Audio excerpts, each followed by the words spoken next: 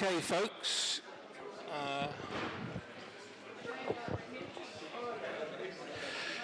If we can just have a bit. Blimey. Just wait for these folks to come and settle down. Can everybody hear me okay, first of all? Is that sound level okay? Okay, so good evening and welcome to the April Fans Forum. My name's Pete Ferlie, Chair of the Supporters Trust, for those who don't know.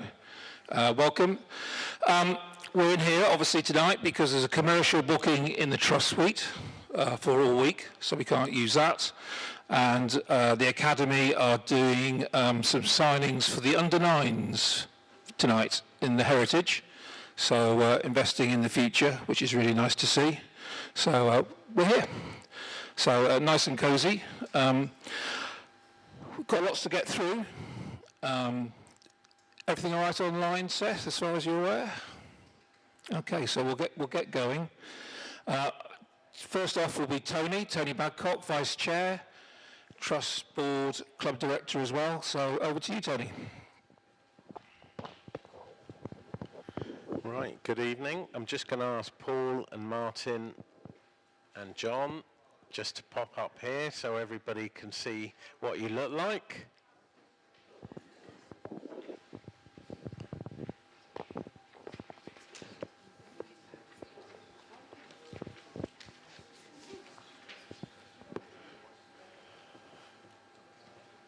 Where's Paul? There he is. Come this side, Paul. That's it. Okay, so obviously being first act on is like the graveyard shift, basically. It's a bit like if you go and watch a band and you're pacing up and down, having as many drinks in the bar as you can, waiting for the proper act to come on, because everybody here is here for other reasons, I know, so this will be very, very quick, really. I'm not going to go through the whole report. The report was obviously circulated. Everybody has got a copy that wants a copy here this evening. But what we would say is the process that we undertook was very thorough.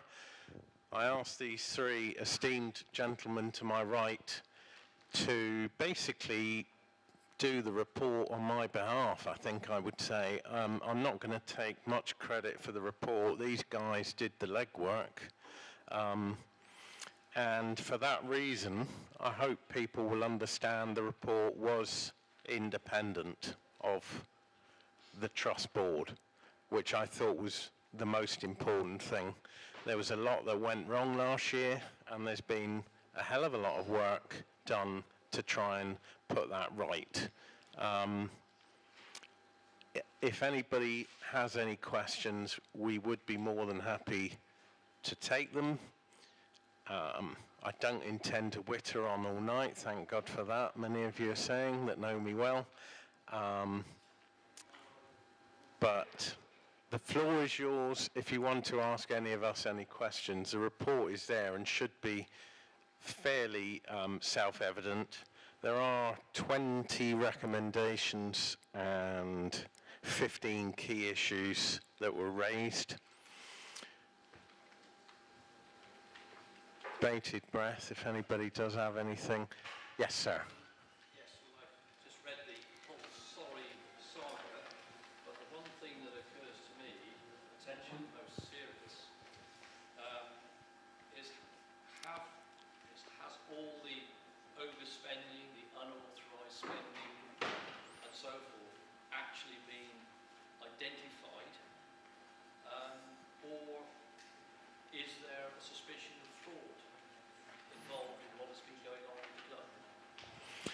Well, I can only, yeah, I think you're right to raise a matter of trust and integrity. I can only talk from a position of having been re-elected again 20 years later, having been elected many moons ago, and coming back from a position where I shared probably all the same thoughts that you did and wanted to do something about it in terms of trying to put things right. One of the main recommendations in that report was to do with financial governance, which was the introduction of bringing in what we call a club trust working group. That meets, it was meeting weekly. It's now meeting on the whole twice weekly with 3/4 trustees and members of the club's management team, and we have as much of an overview now as there's ever been. Now, I've been involved. There's a chap at the back there that I used to work for this club when I left school. Chap at the back there, Graham, was also there, and he would probably back me up. Back in those days, there was no financial oversight at all. At all. So the level now, I'm not saying we're in a position where things are perfect and the garden is rosy, but we definitely have a handle on, well, Matt at the back there, Gary, all these people have got a level of financial governance that puts me in the shade, really, to be quite honest. But there is a lot on the trust board now that can reassure you that everything is in place to make sure that what happened over the summer can't happen again. We can't magic up any money, unfortunately, but what we've got is being managed very effectively, and that's the only sort of guarantee I can give you in that respect. I suppose this having gone on now for, well, a year, 18 months at the very least, I guess that if there were any other unexplained expenditure, that presumably would have come out by now. Somebody would be sending in bills, you would be thinking, hey, what's that for? Yeah, what I would say is we've got a chap called Ray Story, who's our financial controller now. He's completely overturned the accounts to the point where we don't expect any skeletons in the cupboard to come out now, because he's completely overseen the whole process within the club. If it wasn't the case, I wouldn't be coming on here with this microphone in front of a camera and saying that. I have complete confidence in the processes that we have at the moment. We have very good people here now, and long may it continue. Will we be in a position where it goes from 0 to 100 overnight? No.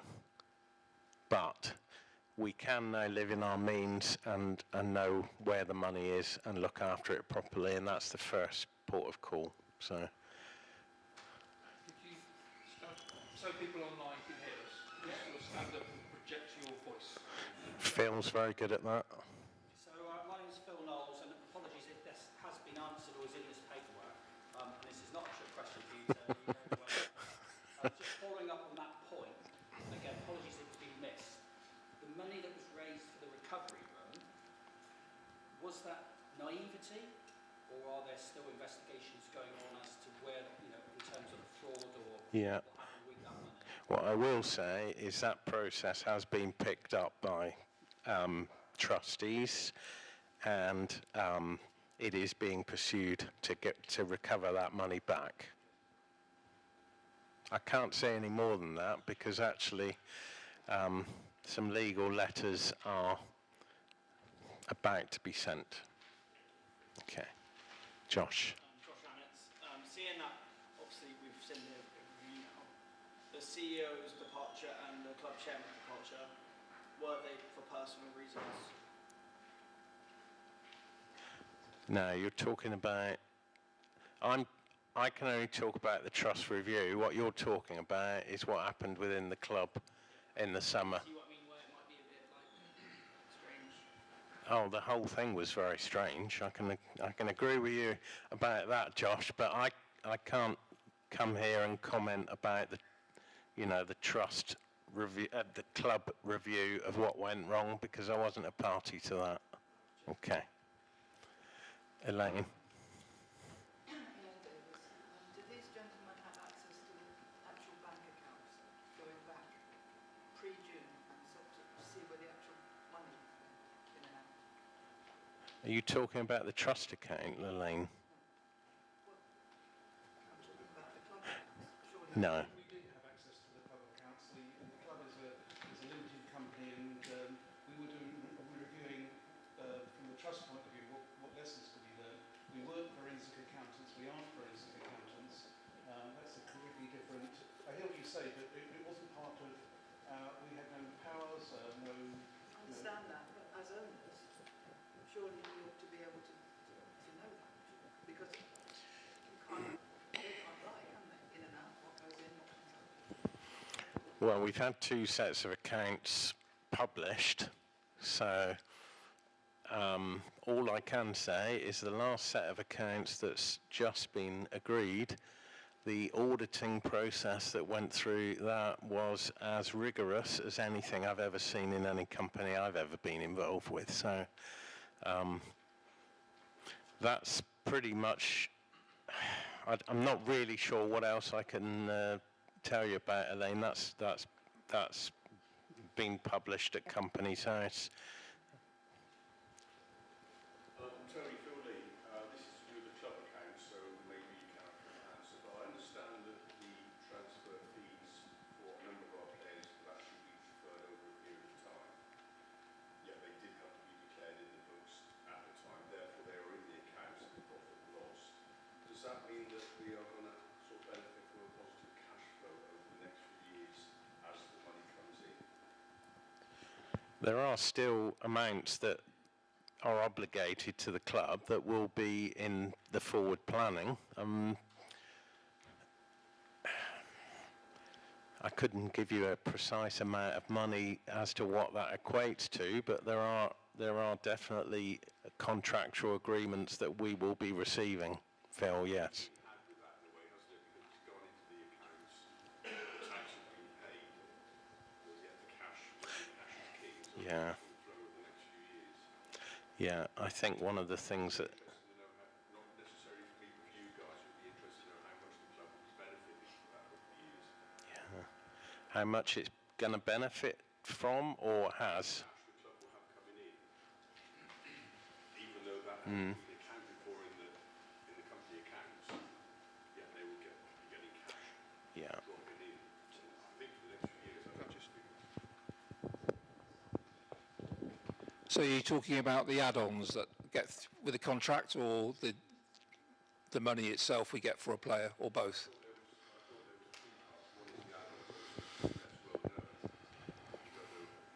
Yep. Also, I did understand that some of the players, their transfer fees, it had been agreed that they would come in over years. That's correct. But we have to show it in the accounts now, and pay the tax on it now. Yep. Yep. Yep. So they will have a figure for that. They also have a figure for add-ons as well. But the thing with add-ons is you don't know whether they're going to get to their 50th cap or 100th cap. So the first lot we do, second lot we don't know. We hope we get it, but that's not budgeted for. That's sort of below the budget. If this happens, then we get X for this number of appearances or whatever. Yeah, I know that is iffy, but it's the actual amounts that have been agreed for the transfer. Yeah, that's a known figure. Spike. Just wondering, going into Yep. Can we put it back to trust review? There are time for other questions. Was yours a trust review question, Spike?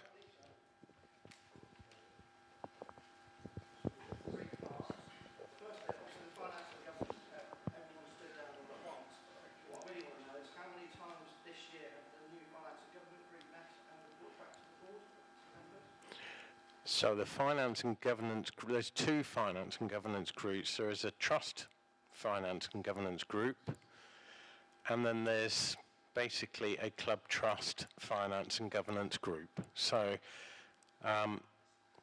there is at least one of those meeting fortnightly. Yeah. And then the other one meets quarterly to oversee the other one. Yes. About 3 weeks ago, was it? Trust Finance Group was...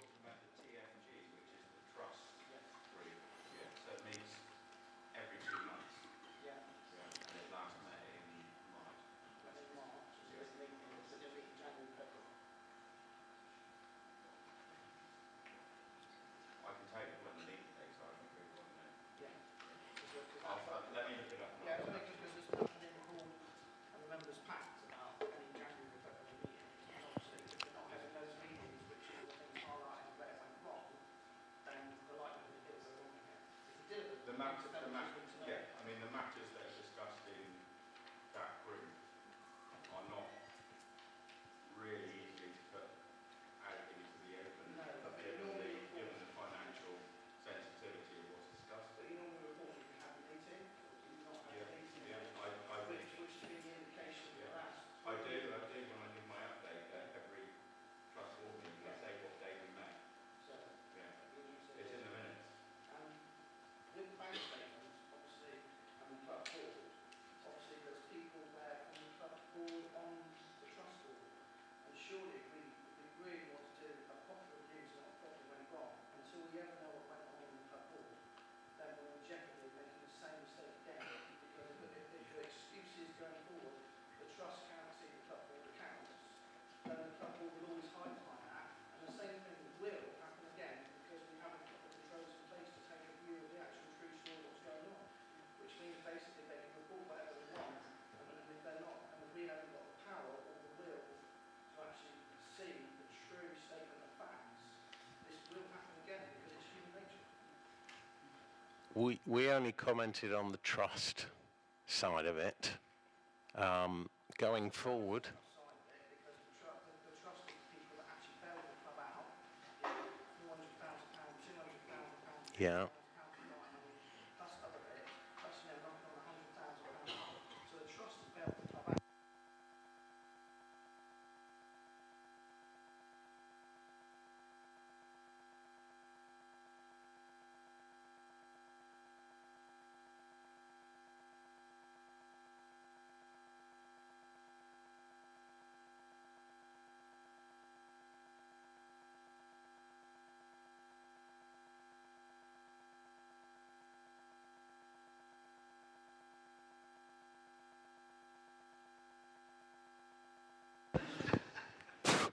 Right, okay. The club board is overseen by 3 trust board directors. The trust board directors have the majority of votes on the club board. The club trust working group meet every 2 weeks and oversee every nut and bolt moving in this football club. I'm not really sure what more level of scrutiny you can expect. There's nothing that moves in this place without us overseeing it. What's happened in the past is we've dealt with the past. We've tried to deal with the past. That's what the whole point of this review was, and why those governance procedures have been put in place. We have completely and utterly sorted that problem out.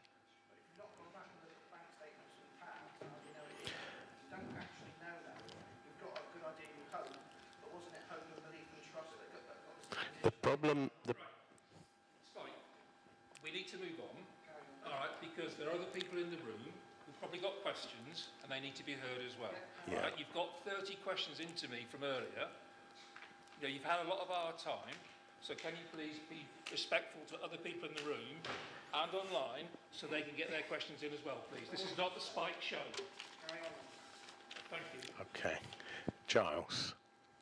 Giles Ashburn, Chairman of Supporters Trust. Actually, it was a bit of a link to Spike's question. Apologies for that. There was a link to exactly what Spike said. Because, of course, the idea of having parity and having trust board members on the club board was seen in some quarters as some sort of silver bullet of governance. Now, obviously, it didn't work particularly well in many regards. So I'm very interested in your point in your governance piece about completely separating the boards, which actually makes perfect sense. So just, I think you've said consider an option of separating boards. Can you just elaborate on the thought process of why that would be seen to be, I mean, I actually do think it's a good thing, but just elaborate on that process. That one wasn't a specific recommendation for approval. It's one that should be considered as an option going forward. Anybody that's been around this club since the trust started ownership of the club would know that we've had every iteration possible, and frankly, they've all failed. So I don't really know what the solution is. We keep going back to different options, hoping that they work slightly better than the last one. To be honest, you know, we've had a single board, we've had joint boards, we've had everything, and there's pros and cons with all of them. Wimbledon have got a slightly similar model. I'm not sure there is a golden bullet, to be quite honest, but I think we should consider every option there is. Okay? So can you just stand up so people online can hear, please? Tim Hopkins. Further to that point, I really welcome this report. It's the best account that I've seen of what's happened here over the last 18 months, which is great. The thing that I don't understand with the report is the relationship, and it's to this point really, the relationship between the story that happened, the issues identified, and the recommendations to put those issues right, because it's not really clear in the report which of the recommendations are here to deal with which of the issues, and how that all fits together. And Tony, I'm slightly troubled to hear you say that you don't really, like after this process, you're not really sure what the best answer is to this, to the tricky governance problem. But it would be really great to, at some point, understand which of these recommendations relate to which of the issues that have been identified and how they're going to make them better. Because actually, I mean, this is what I do for a living, what would be really great is to begin to identify some indicators that things are going right rather than wrong in the course of this. So we're trying it, and we're actually getting some leading indicators. So rather than waiting to see the whole thing collapse in on itself again, getting some leading indicators that we can say, actually, this looks like it's working. It looks like it's working all right. And no, there can be lots of different things. They can just be people's opinions. But at the moment, the chain of logic that leads from a well-told story through to a bunch of recommendations is not wholly clear to me. Yeah, I think it's good to actually realise that the report is a line in the sand situation. The most important thing moving forward is actually ensuring that the recommendations are actually acted upon, and this doesn't just become a paper exercise. So what I would be asking of you and everybody else in this room is to keep the trust board to account to make sure the recommendations are acted upon. You know, Can I just follow up? Yeah. Because I don't understand what all the recommendations are for and what effect they're supposed to have and why the recommendations are in here, I can't hold you to account on that because I don't know what the effect is supposed to be. There are some that are very, very obvious, and that's fine. There's quite a lot of stuff in here that I can't trace that logic from reading the paper. So that is not fully possible for me to. I don't think it's fair to say that the important thing is the recommendations are done because I don't understand the point of all the recommendations. Okay. Do you guys have anything to? Obviously, the report is a summary of a very detailed process. We had long interviews with a number of the people concerned, and some of that, what they said to us, was said in, I suppose you call it quasi-confidentiality, that there were things that said that we couldn't put directly into the report. I think the thing to do is to read the all of the dates and the structure of the dates of the meetings and the reports and what went wrong and when it became apparent. You'll see that there's always a lag. You know, we've done this review, and it doesn't then mean that 2 days later, everything is completely different. These things take time, and to an extent, there has to be a degree of trust in both of the two boards and their new, better working arrangements.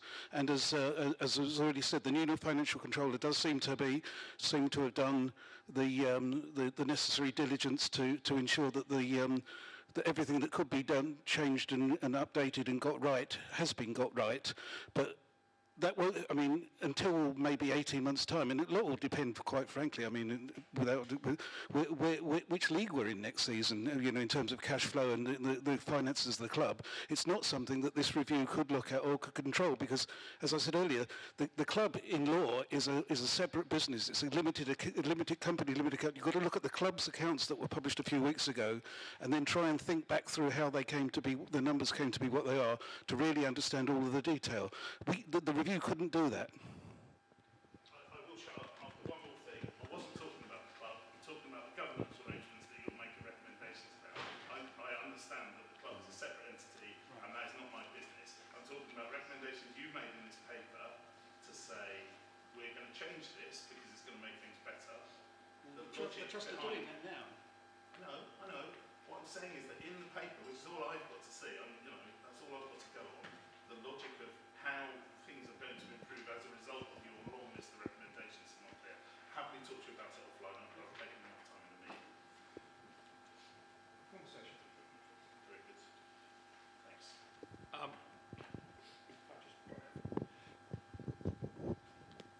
For the sake of the people who are online, they can't hear the questions very well, so I'm going to have to ask, if you've got a question, to come up and speak into the microphone so the people in the online can hear the question, please. So, sorry, but that's how we're going to have to do it today.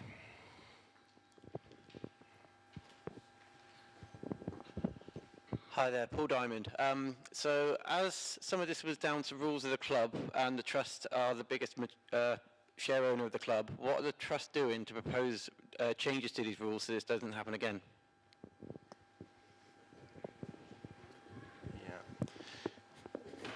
I think what you're referring to is the club trust agreement, the CTA. Is that right? More to do with the limit on where they didn't require to be signed off.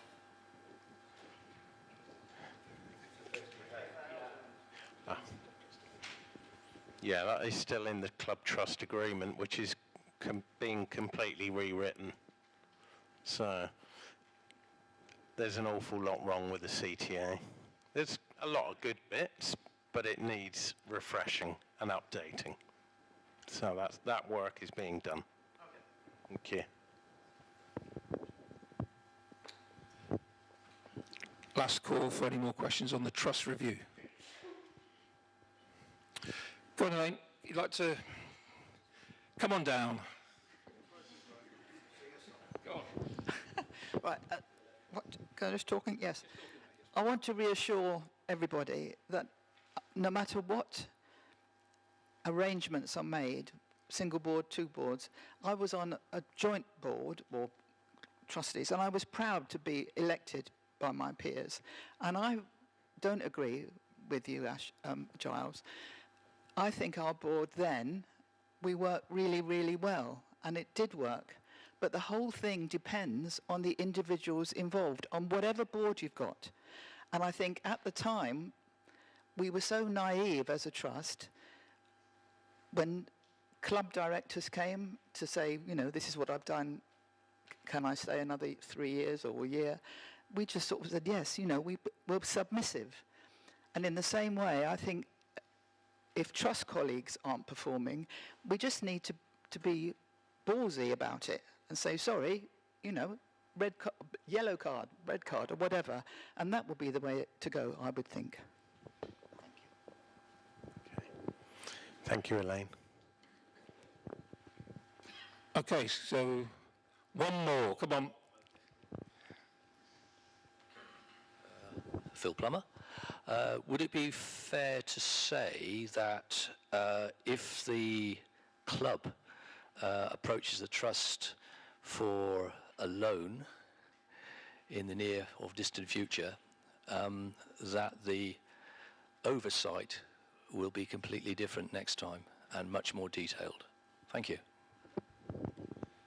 Simple answer, yes. Is that right? Okay. I think you're excused now. Thank you, gents, for standing up.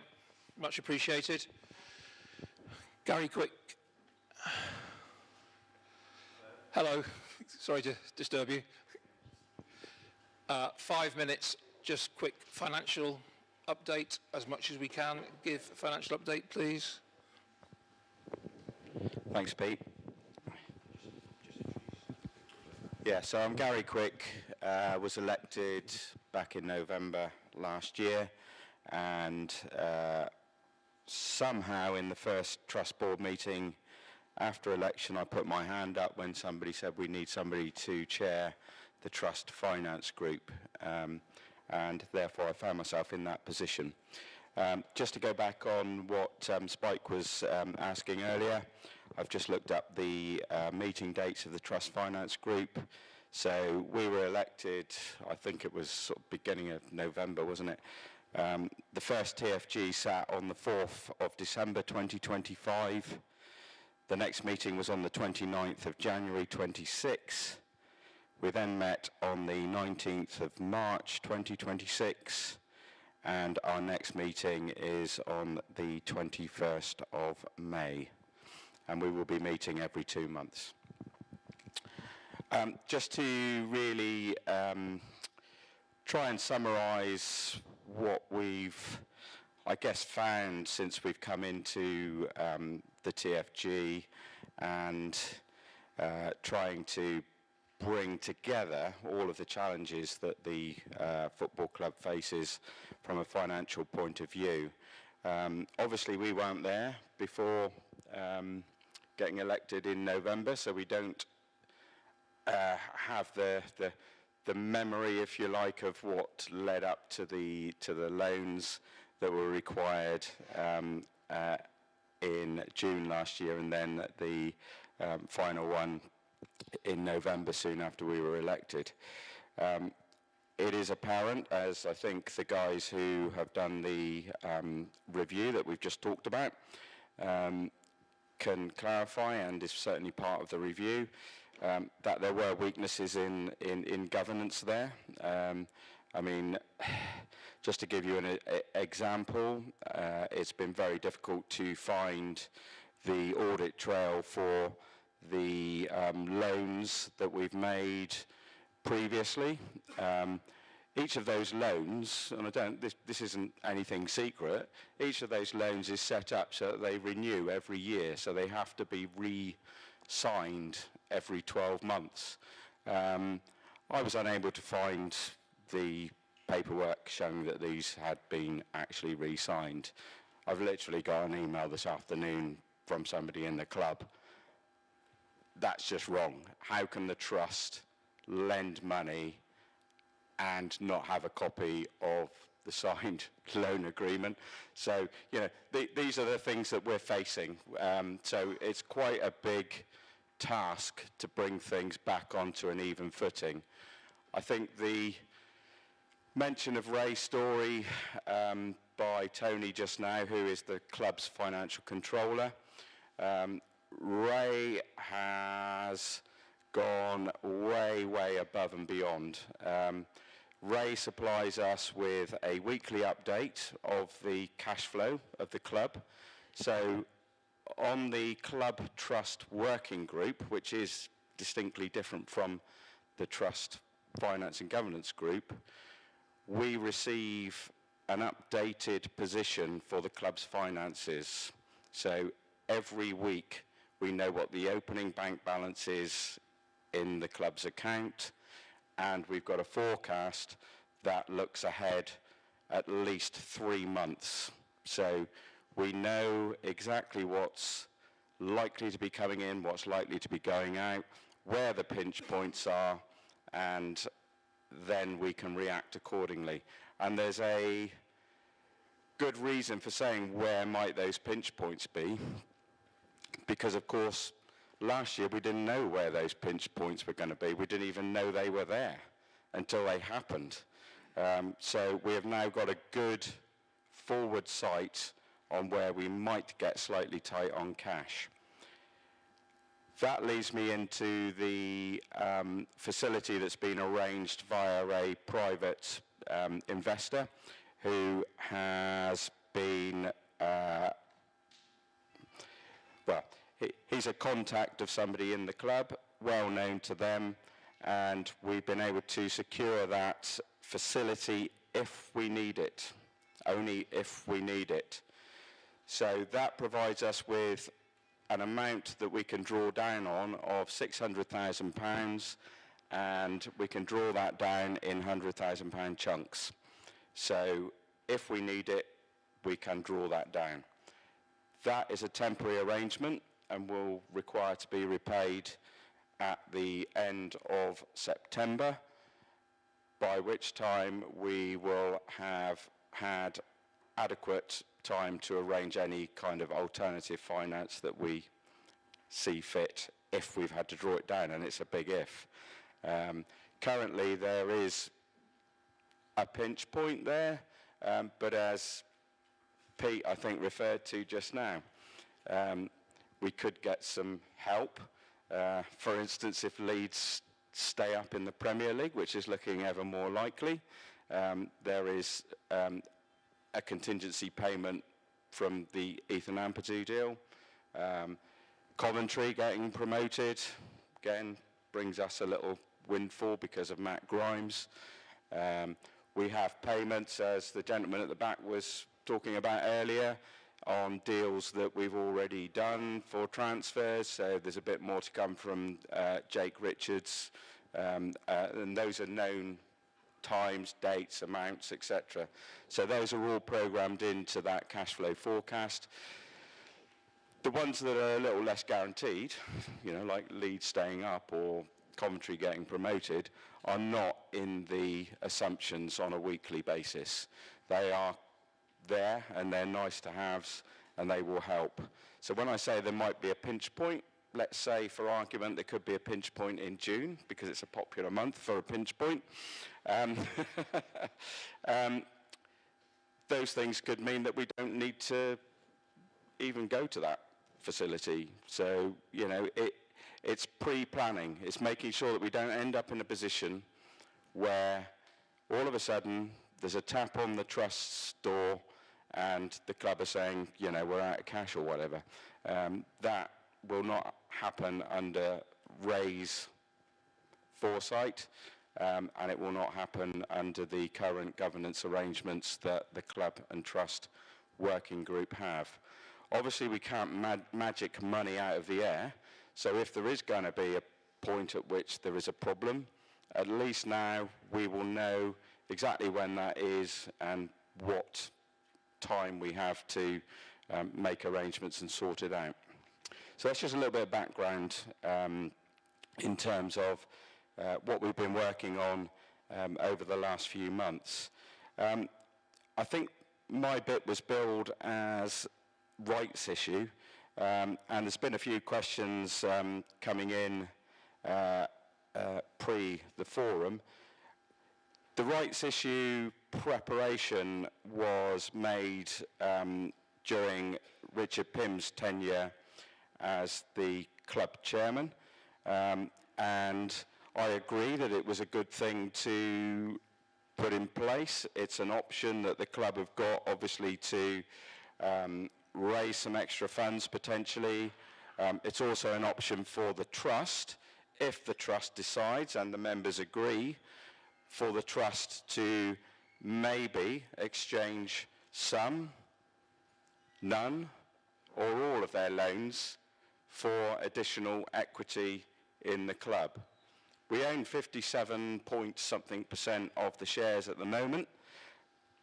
With a rights issue, assuming that the minority shareholders, of which obviously there are 43%, however, there are only about maybe 3 minority shareholders that hold anything that would be considered material. The rest are very small shareholdings spread across, I think it's something like 110, 120 different shareholders, many of whom are probably not even traceable anymore. I think the Bass Brewing Company own a few shares, so, you know, maybe they'd be happy to give it up if we could find out who owned Bass now. No idea.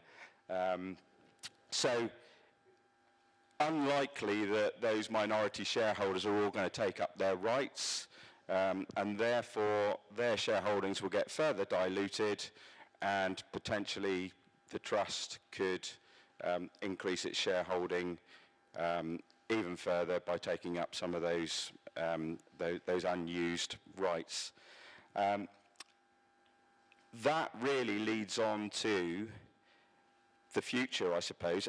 All of this stuff is linked.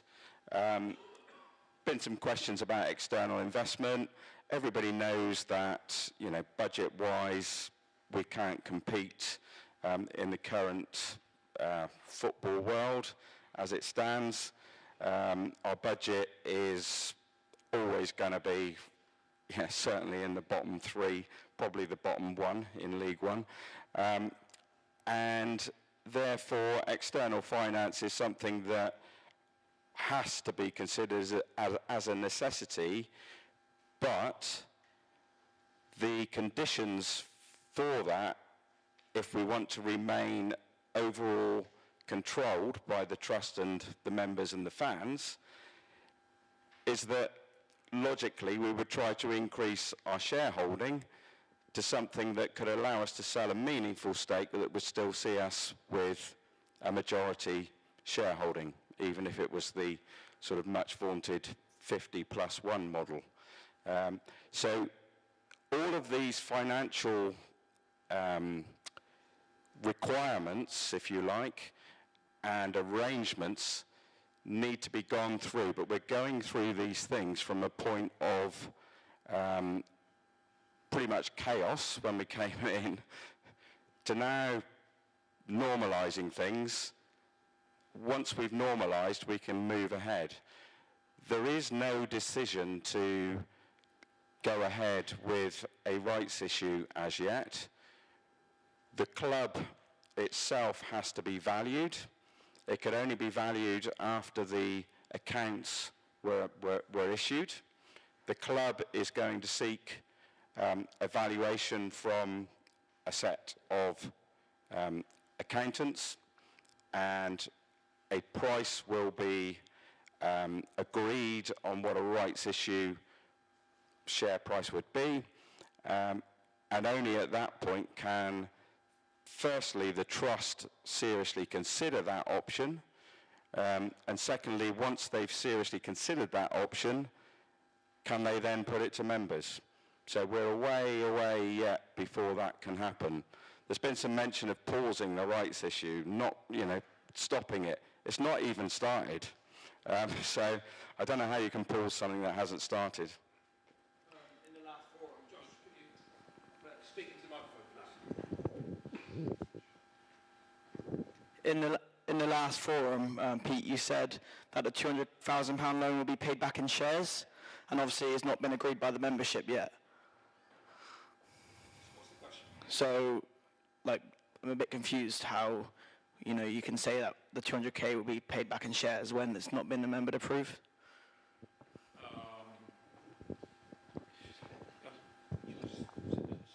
I mean, yeah, as I've said, I'll answer it as well. it could be. It's one of many options as to how the shares, the loans can be dealt with. One of the other options is, of course, that we don't exchange all of our loans for equity, or none of our loans. So we could have a hybrid situation where, for instance, and I'm not saying for the purpose of this recording, and you'll reference back to it maybe at a later date, that's not a done deal, but we could exchange some of the debt for some equity or shares, and we could hold some of that debt back, and we could secure it against the properties such as the Cliff Hill and where we're sitting now. So it could be a mix and match arrangement. Nothing's decided as yet. Nothing's off the table. One way or another, there will be a way to navigate through these slightly choppy waters. It wasn't said it was a mix and match. It was said it would be paid back in shares. So something must have been agreed. Obviously, that's coming from the chairman of the trust. Okay, well, nothing's been agreed, Josh. Okay, nothing's been agreed. We have to take legal advice. We have to take tax advice, both for the trust, and the club will need to do the same as well. So based on that advice, whatever that advice will be, then a decision can be made, or we can take a view on something. As Gary said, it might be a mix and match. It might not. Okay, well, you know, sometimes I get things wrong, Josh. I'm sorry. You know, I'm only human, and sometimes I get things wrong. I'm sure you don't get things wrong at all. Right, okay, so, well, you know, Josh, I withdraw that. I withdraw that comment. I'm sorry, and you'll get answers. And I apologise. Okay, I apologise, Josh. All right. Yeah. Well, I think I probably got to the end of my spiel that I was going to cover. You might have to come out here and speak into the mic.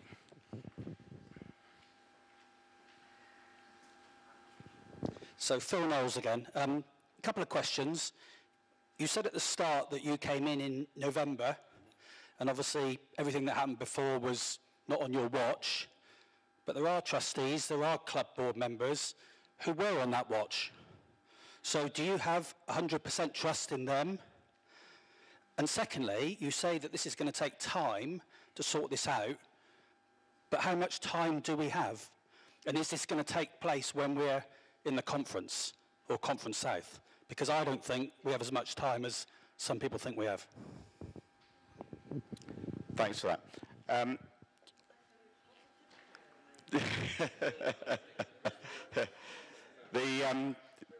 The first point there, I mean, I can't really comment on what went before. The trustees that were on the finance group are not still trustees. So from that point of view, I can't comment because I wasn't at those meetings. I don't know what information the rest of the trustees were getting. So it would be unfair of me to make any judgment on that fact. What we're talking about in terms of resolving the issues and moving forward is only a matter of months now. So we've made quite a lot of progress. We have budgets in place for next season. Those have been approved by the trust, and we know the situation. We know what financial gaps we've got. We need to work, and you are quite right, we need to work swiftly to regularise things, get the finances straight, whether that's through a rights issue, external finance, whatever you like to call it, and we will be working incredibly hard to make sure that whatever league we're in next season, we have a fair chance of having a competitive team on the pitch without, you know, leaving the club going down the tubes, basically. We have to be realistic. You know, we can't magic money out of thin air. You had the talk with Tony earlier where budgeting was, what should we say, loose. That is not the case anymore. So we know exactly where we are. We know exactly what our limitations are. We're not living in dreamland, as it seems maybe it was previously. And you've seen the result of lax controls over promising, not being able to say no to people, etc. And that's not going to happen. You know, it's going to be, well, brutally honest, I suppose, in terms of, I think Richard Pym probably took a bit of flack when he was talking about a massive cut in the playing budget. But, we've only got so much income. So, unless you increase that income by £2-3 million a year, we can't pretend that we can have a budget that's, mid-table in League One, or even probably just outside the relegation zone in League One. So that's where we are. It's, yeah. Paul and John.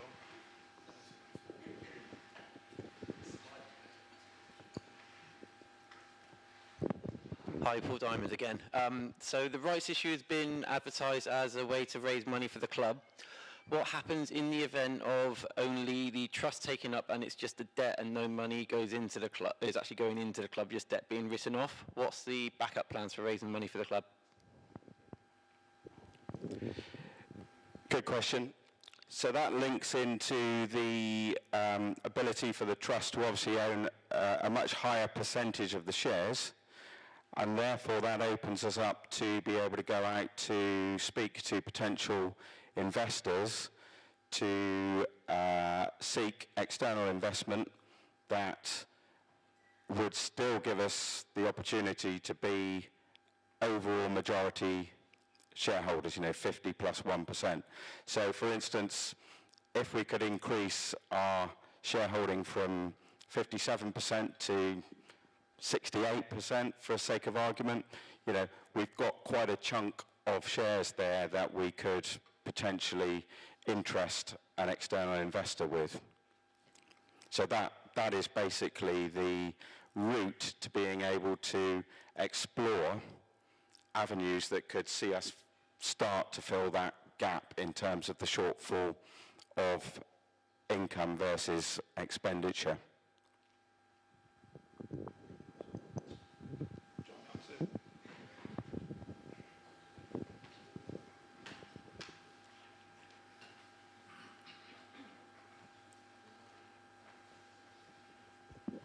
Yeah, right. This question is for me as what you call, I suppose you call a backbencher, not with any review or former trustee or any other hat on. I know from general reading about the finances of football that June and early July are really difficult periods for most football clubs because you've got no money coming in because there's no games. You've already collected in all the season ticket money, and therefore there's and also players that have left the club's employment but haven't found a new contract yet. We have to pay them another month's salary, if that's still the case. What is the contingency for June, July, if the worst comes to the worst in terms of that drawdown facility? Is that the likeliest scenario when you might have to take £100,000 or £200,000 for that money and then pay it back gradually over the next 9 months of the working season, as it were? Because people don't understand that football finances go up and down, up and down, up and down. You have payments to VAT, which you can't change. You have the money coming in from TV money and from other distributions from the gods in the Premier League, which they graciously give us a tiny proportion of their money. How do you manage that? Thanks, John. So the cash flow that Ray Story has produced does indeed, as you've pointed out, show a potential pinch point in June again. Nowhere near the extent of last year, thanks to quite a lot of cost cutting, and we also appreciate the pain that the club's gone through in terms of people actually losing their jobs and redundancies and the like. That facility may need to be drawn down in June, but if some of these other contingencies come forth in terms of certain things happening, we may not even need to draw down on it. So we know roughly where we should be at the end of June, and it's controllable. Anything else for Gary? Martin Horn. I'd just like to know, with regards to the money that the trust gave the club, am I right in saying now that the trust has no money to give to the club? Is that correct? Well, we have limited finances. Yes or no? So the question was... You've obviously given the money from the trust to the club fine, understand that, and the reasons behind it, but now there's no money left. So if Gary mentions about the pinch points, you've got the drawdown, but is there anything else that you can use? Has all the money gone from the trust? Right, okay. Does that make sense? Yeah, it makes sense. Right, okay. All right, okay. So there is... Yeah, so obviously our reserves were very much depleted. I think the current bank balance is somewhere in the region of £94,000 that the trust have. The subs have obviously increased recently, so we will be in a position from the start of the new season to double the loan that we give to the club. So currently we pay the club £8,333 a month, 100k a year, which is documented as a loan. That will double to £200,000. We will still have a chance to rebuild some reserves with that. We have taken some advice recently, for those of you that weren't at the Trust Board meeting the other night, whereby we've established that we do not need to register for VAT at the moment. So one of the things with increasing the subs to £5 a month was that we may have to register for VAT. That would have probably been costing us £60,000 to £70,000 a year. But because not all of the trust subs are deemed to be VATable, we've been able to establish that we're comfortably below the VAT threshold at the moment. So, yeah, we're not able, if the club came to us and said, can you give us 600 grand again? No, we can't, because we don't have it. But there will be a meaningful increase in support to the club from the trust funds, and because of the confidence that we have in the financial controller and the team that are now installed in the financial department, together with the new trust board appointments that are in process, we're confident that we're not going to be in that position where the club is going to be knocking at the trust door, because there is no money for the trust to give. So that non-payment of VAT is worth about 70,000. So it's it's not huge, but it's significant that we can put towards the club if needed.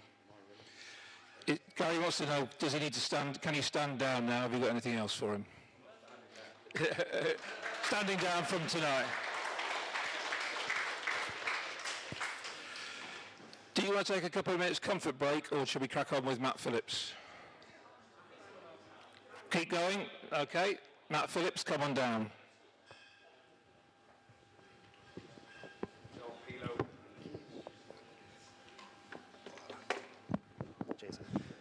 Right, so I'm going to give a run through of the results of the strategy survey, just as a bit of an introduction again. So I'm Matt Phillips. I was also elected onto the trust board in November 25. In my manifesto, for some reason, I said that I thought that the trust should come with a new strategy, and that if I was elected, I would deliver on that. And that's meant that I've had to set up a working group and chair that, and all the associated work that comes with that. However, it's been an absolute pleasure to take on that role, to engage with some brilliant people who are a part of the working group, and also to hear the views of our members, in particular through the survey, which is a sort of starting point for our engagement with you. I'm going to run through this very factually. I'm not going to give a huge amount of opinion on it. The survey closed last night at 7 p.m. I pulled these slides together last night between 8 and 10 p.m. So this is very much fresh. However, one of the benefits of SurveyMonkey is that it runs AI analysis over all of the verbatim comments that are produced. So it does start to give you some sentiment that comes out of the feedback that we've received. Some of that will be on screen. I don't know if you'll be able to read it on this, but I think the plan is to publish these slides afterwards, and then you'll be able to go through that in more detail at your leisure.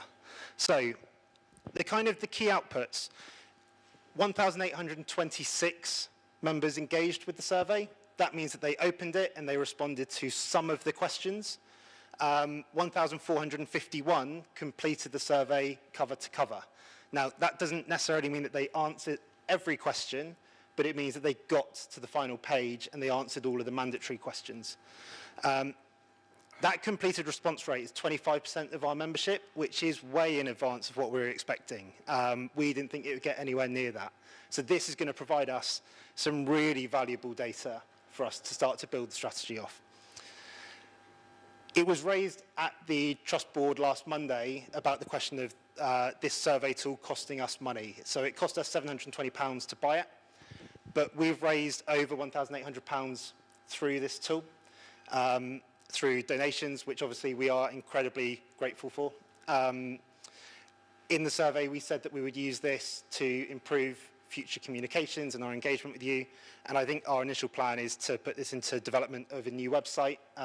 We know that there are some flaws in the website. There's some features that we want to build in to a website, such as a volunteering dashboard and volunteering workspace, because one of the things that came through in the skills survey part of the questionnaire is people want to engage in volunteering opportunities, but they don't know how.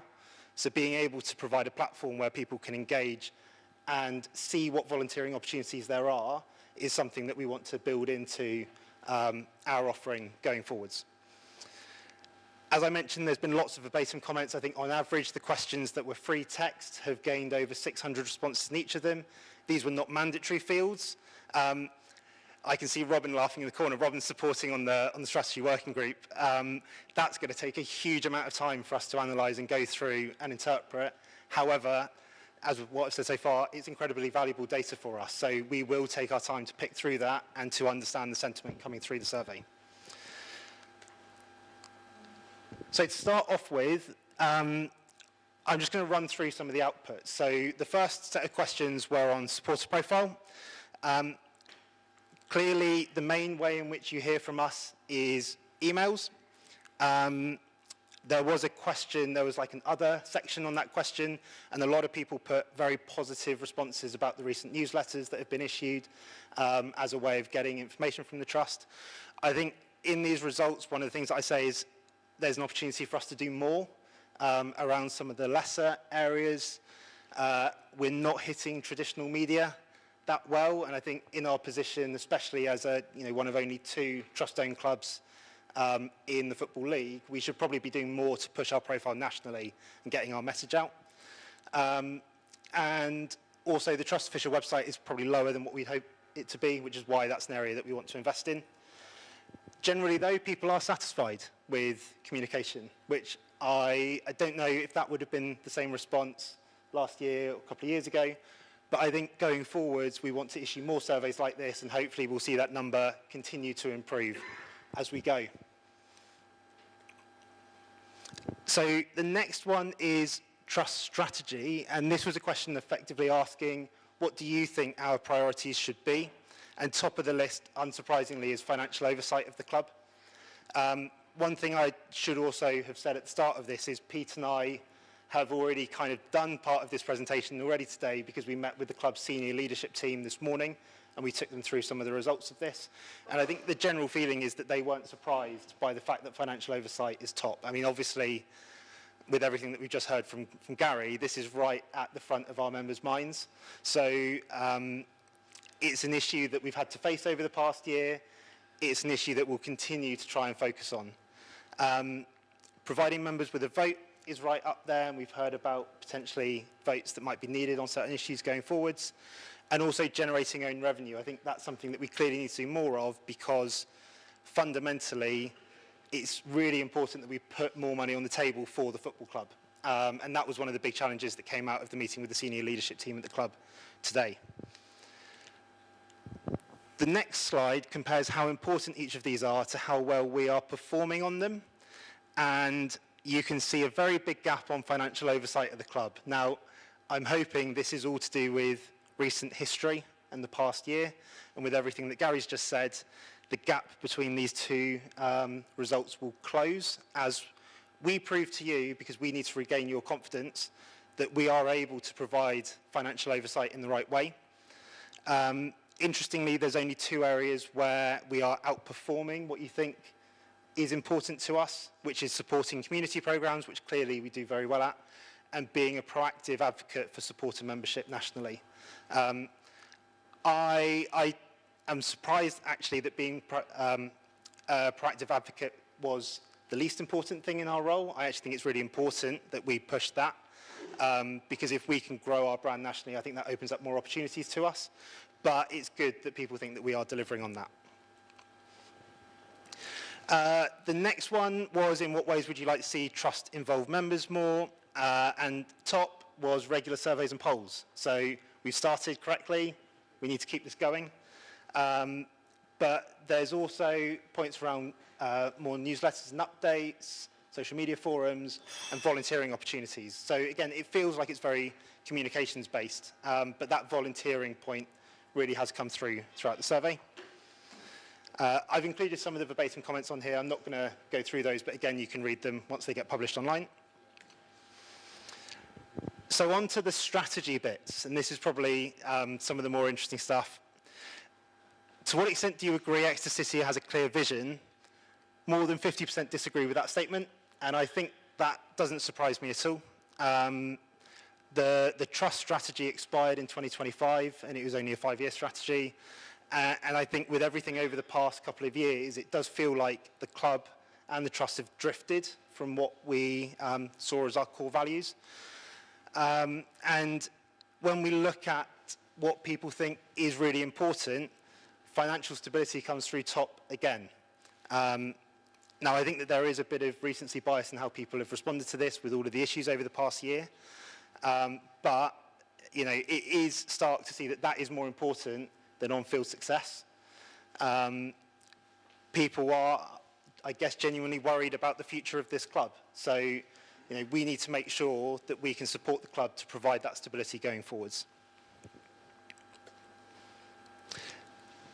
This question, I think, caused some people to ask why we were asking this question. What is iconic about ECFC?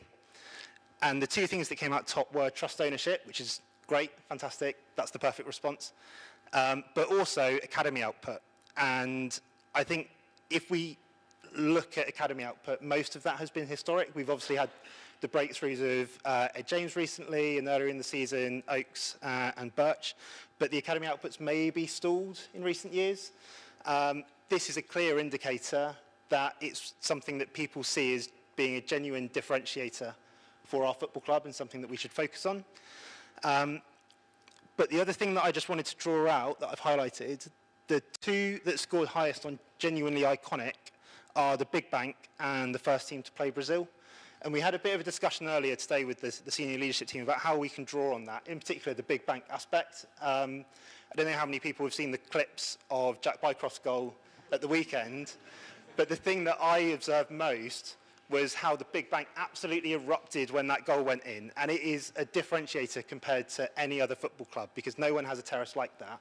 It should be front and centre of all of our marketing and everything that we do, because it is something that is, you know, special to us. And when you see that go up, and I think there was a comment that the people in the director's box, they've got a fantastic view, and the opposition directors all say how jealous they are of that stand and the atmosphere it creates. And I think we need to do more to really drive that home and make it not just a marketing tool, but also to make it something that is intimidating for other clubs when they come to play us and improves performance on the pitch. The next question was around other football club models. And again, this was maybe a bit of a stretch if people didn't know other models. Academy-centric came through top. Again, not a surprise. I don't think we're going to suddenly start adopting a strategy where we only play people from Devon, as much as maybe I think that would be quite interesting to see. But clearly we need to place more emphasis on the academy and how we can protect pathways of people in our local community into the first team. I also think personally it's heartening to see multi-club model at the bottom of this. It's not something that I'm an advocate for, but we need to put all different types in. Overwhelmingly, people disagree with us becoming part of a wider ownership model. So again, useful feedback. External investment. So these are probably starting to get onto some of the more controversial questions. Overwhelmingly, people support the trust seeking external investment. The next question was leading. It was designed to be leading. 50+1 is a very definitive line in the sand. And I think the response rate was far in excess of what I was expecting to be positive towards a 50+1 model. We would have to do far more consultation on something like this. This was just to gauge people's view on 50+1 as a concept. It's not a definitive answer on whether this will be a model that we adopt. But clearly, there's a view that trust ownership is what people want. That's one of the key factors of 50+1. However, people want us to try and find some external investment to bridge that financial gap. We also asked about what conditions people would put on, and again, clearly, trust retaining ownership is there. That aligns to 50+1, but also transparency in finances. I think as long as ownership is maintained, that's something that should be clear. However, this sets a set of guidelines for any conversations that may or may not happen in the future with external partners about what our members would expect were they to come on. Second on that list, must agree to community initiatives. I think community is really at the heart of what we do as a football club. So it's good to see that those are areas that would be supported by our members for any external parties coming in. Next up, we have the rights issue. So the first question was just around whether people were engaged with this. And whilst the highest response was yes, more than 50% were no or unsure. Obviously, we've hosted a fans forum on the rights issue, so we need to do a lot more our side to get that message out. There will be a group of our members who are very engaged, people like yourselves who are here tonight and people who are watching online, but there are more people that we need to provide access to this information in a better way. And of those who do know about what's happening, most people still don't fully understand the issue, so I think we need to explain it in more detail. And I believe that there's a Q&A going out at some point soon, which will detail in more depth the facts around the rights issue process. However, when looking at to what extent do people support this, most people don't have a view, but very few people disagree with it. That's positive, but we just need to erode that yellow bar in the middle and get, almost everyone within our membership to take a stance and an opinion on this view. So the final slide before I open it up is just the skill survey. So this for me was really interesting to see. Part of the survey at the end of it was capturing kind of understanding what volunteering opportunities you might be interested in and what your background is professionally. This is really important for us because currently the trust database doesn't capture a huge amount of information about our members. So when we do have volunteering opportunities, it's hard for us to know who to approach to help us. Lots of people have replied that they would like to, but they don't know how. So we need to do more to engage. Obviously, there are a lot of people who don't want to volunteer. That's fine. That's totally fair. But we need to, as the trust, we need to support the people in the darker blue bracket to be able to volunteer with us, because volunteering opportunities provides a huge benefit in terms of it's a financial saving that we don't have to pay for. I think the financial metrics around volunteering are massively positive for both the trust and the football club. So that's an area that we can take advantage of. And we will be pursuing how we can actively engage with our membership to be able to provide volunteering opportunities. That's the end of the survey results. We have the prize, but I don't know if we do the questions. Any questions first? Okay, we'll do the nice thing first, then we'll come back to the questions. So for those who completed the survey in full, they were eligible for a prize, signed shirt that Peter's got. So Pete and I went through the list earlier of who that would be, and the winner is Dave Watkins. So I don't know if Dave's here. So congratulations, Dave, and we'll make sure this gets on its way to you this week. Fantastic. Okay. Any questions? Come on, John.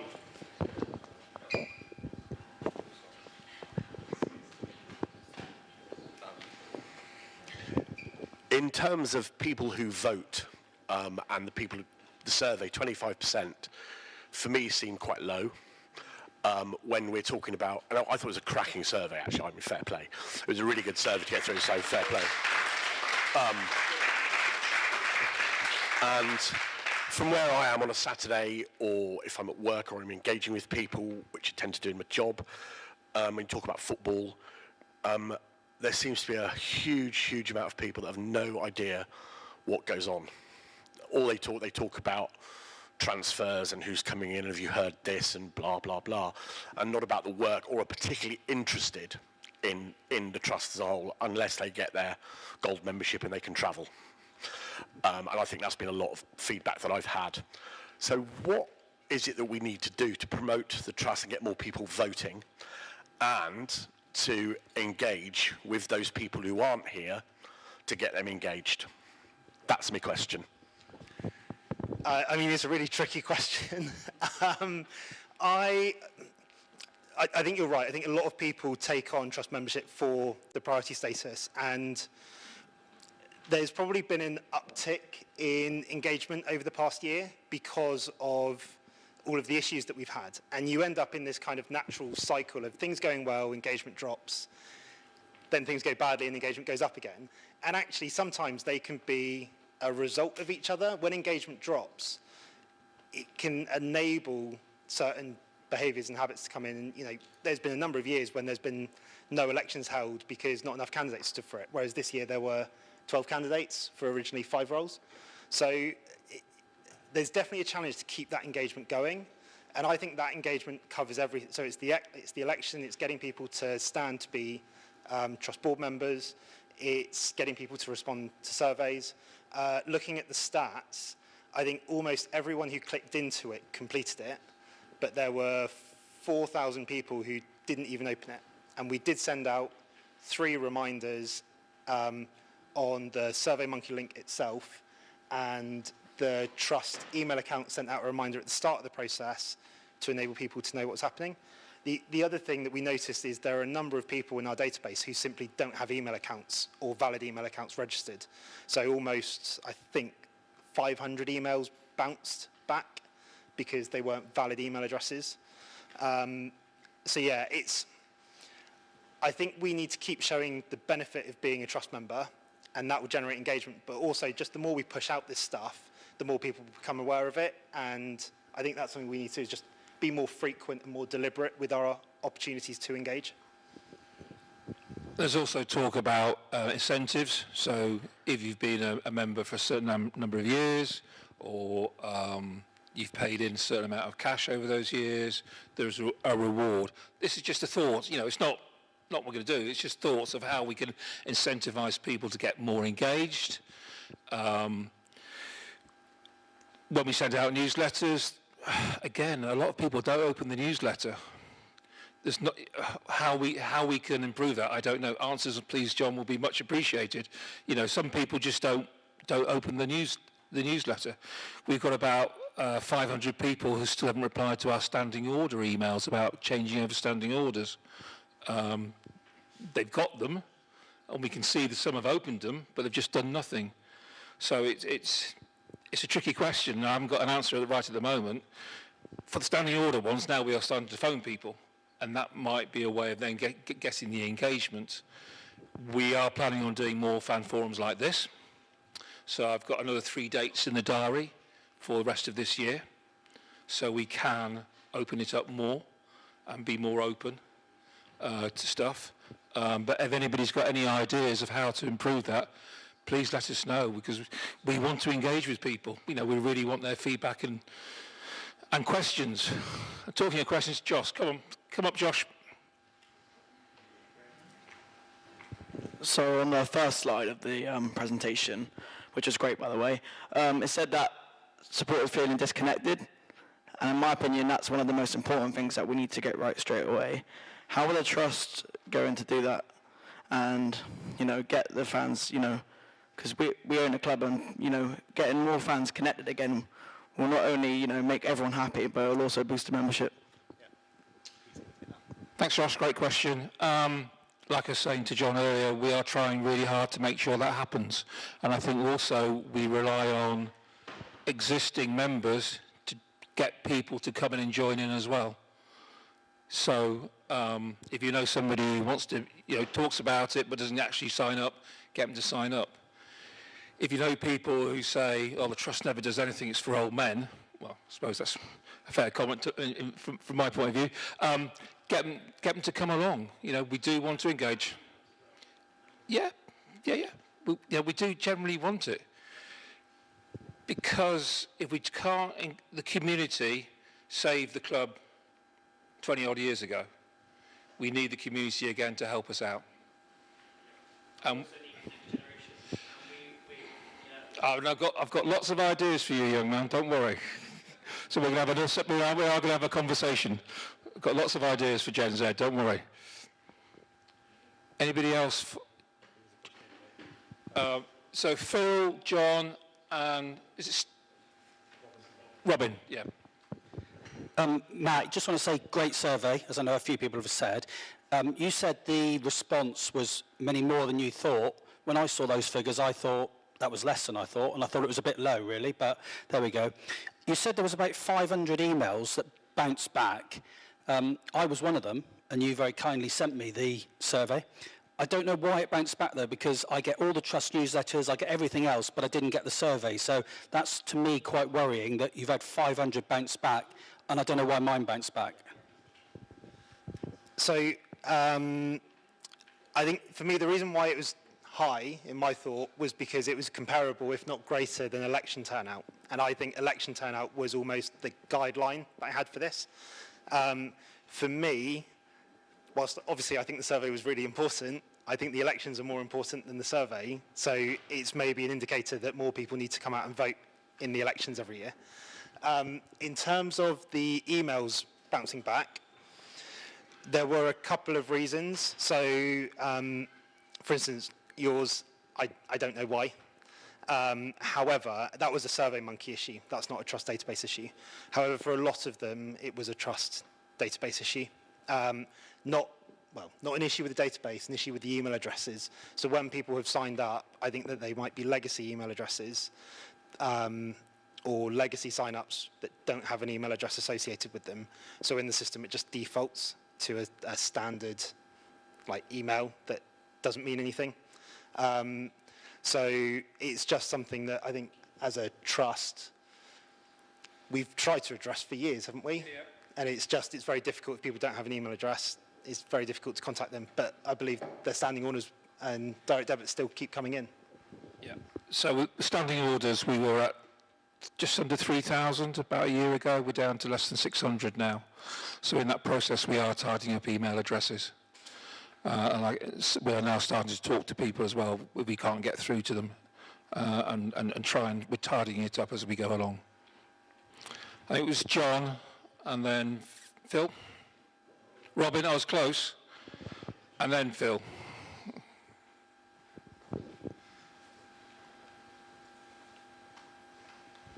Right, so first a question and then an observation around that question.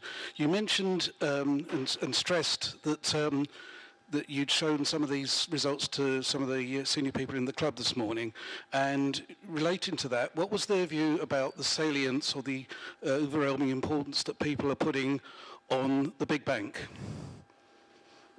And then I've got a follow-up. Okay. So we put it to the club. I mean, there was engagement with that question.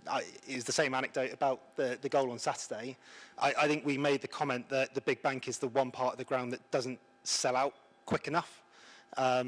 Both the Nevada stand and the IP office stand sell out instantly, whereas the big bank, there's always hundreds of tickets left. So I think it was about how do we, there was a discussion about how can we sell more, but then also some of the issues that are there with the big bank, including things like access to kiosks coming through, access routes through the jungle path, making it difficult when there's big crowds, the fact that it doesn't fill up quickly because of the lack of provision for drinking and food and drink in there. So a lot of people stay in Red Square and then go into the big bank late, which leads to an issue in building up an atmosphere early. So there was a lot of discussion around it and ways in which it could be improved.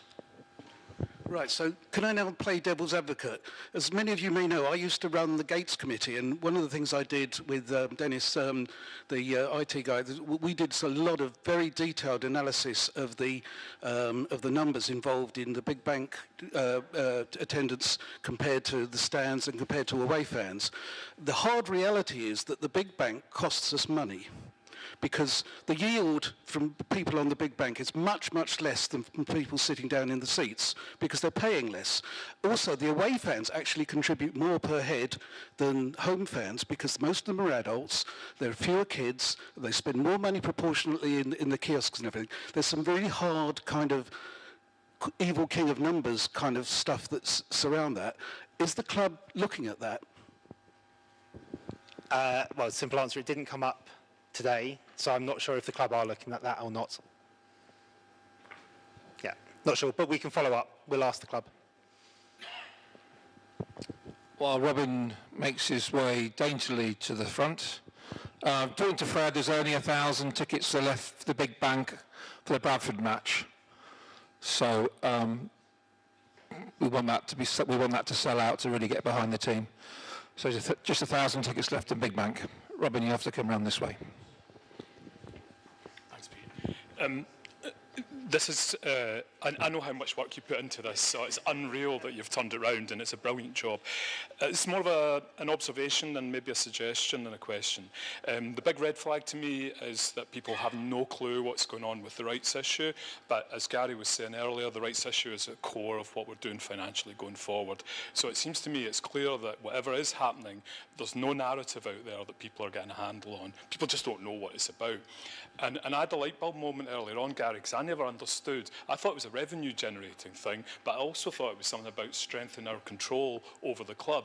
And it didn't seem to me possible that it could be both. I think that's what you were saying, Paul, earlier on. So there needs to be a way where you can either convey it's the one or the other, and if it's not an either or, how the one can lead to the other, because at the moment it just doesn't make sense, I think, to somebody that it's both and at the same time, and I think that's leading to the confusion or the lack of understanding that people have. And if it's going to work and it's going to be a big part of the club going forward, I think you need to create a narrative which is much clearer about what it's really about and how it's going to achieve those ends.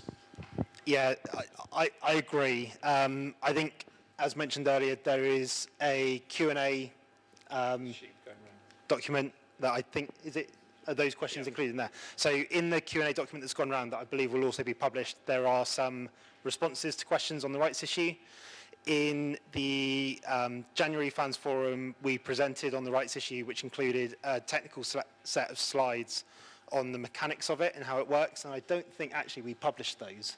So we can get those on the website to explain it. I think maybe we just need, I don't know if Cam made it here in the end, but maybe we just need a section on the website that is specifically for the rights issue that talks to it in detail with a specific Q&A and specific wording to explain it, and then just getting more information out through the newsletter and comms.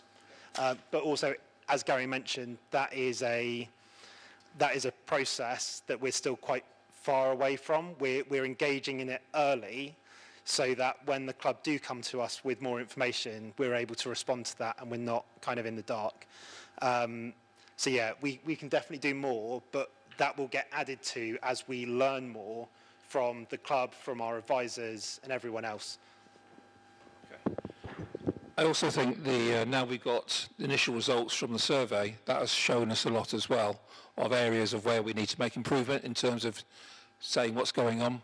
So valid point. It's been noted. We talked about that earlier, didn't we? That we need to... It's an area of work that needs to be done. So, yeah, we will do that. Anything else for Matt? Go on, Paul.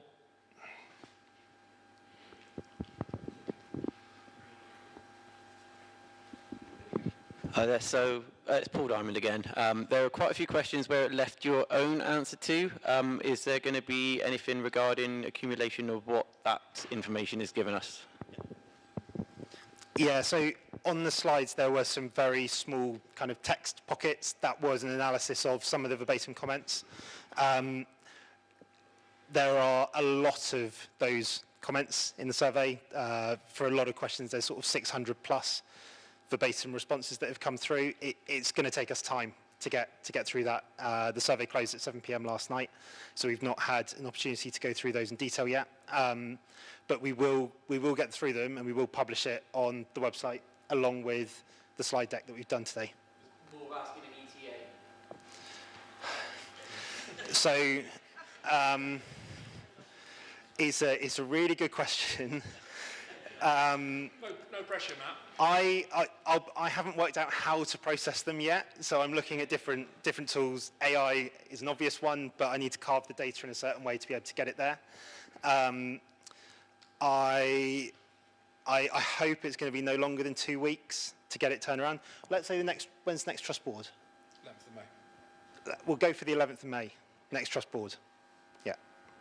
And we can include a pack that goes into the trust board pack, and then I can talk to it very briefly in the strategy working group update in that trust board meeting, but it will be available online for members to go through at their own pace. Okay. Thank you. Anything else?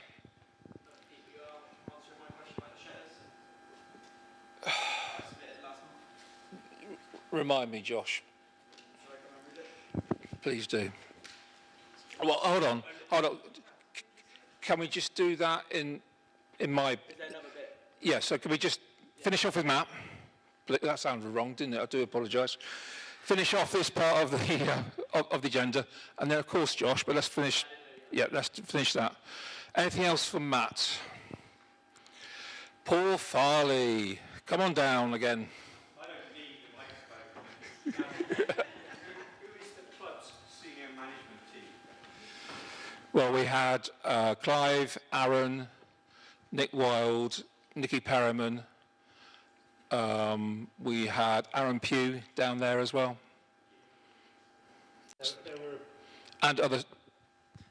There are about, I think, 15 people in the room and a few people who couldn't make it. So people like Ray Story couldn't make it today.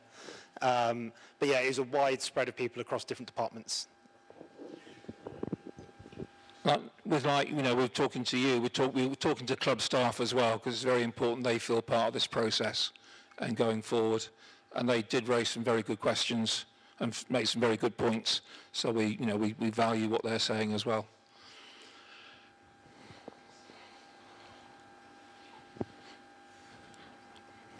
I think you're off the hook now. Okay.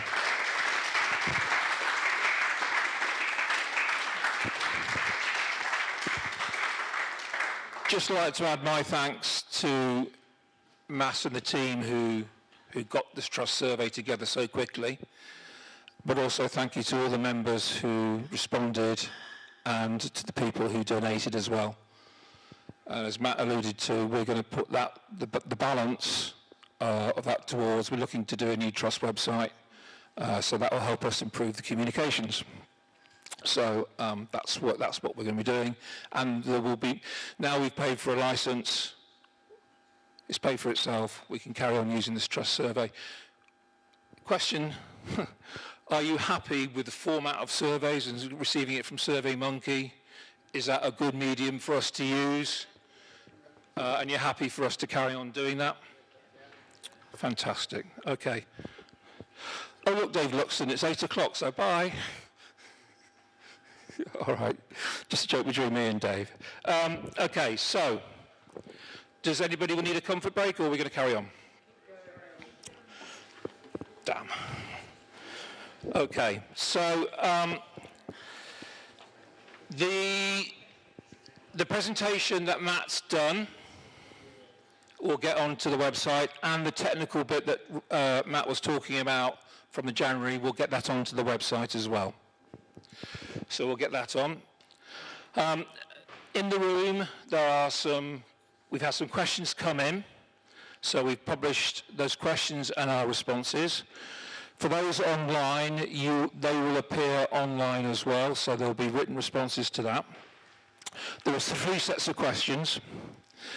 There's one that we did a Q&A, various questions that we thought people would want to ask or need to be asked. There are some questions that we called for from members, which we'll go through, and Spike has got some questions for us as well. And also there are going to be probably some questions from in the room as well. Don't know how you want to do this. Do you want me to go through line by line, or are you quite happy with what you've got here written? Is there anything that you want, anything on the written answers that you have got in front of you in the room? Is there anything you would like to, hold on, let me finish my sentence. That you would like clarification on?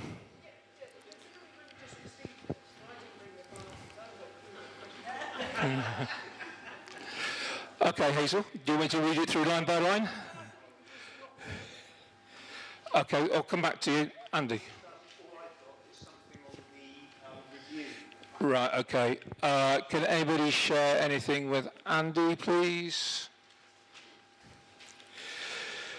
So on the question and answers that we provided, there's the view on, what's our view on potential external investment, which I think Gary's answered. Yes or no? You happy with that answer? Can you show it so I can see what it is? I can't put it on the screen. So first page, this one. What is the Trust's position on the potential for external investment? Well, we will look at any viable opportunity.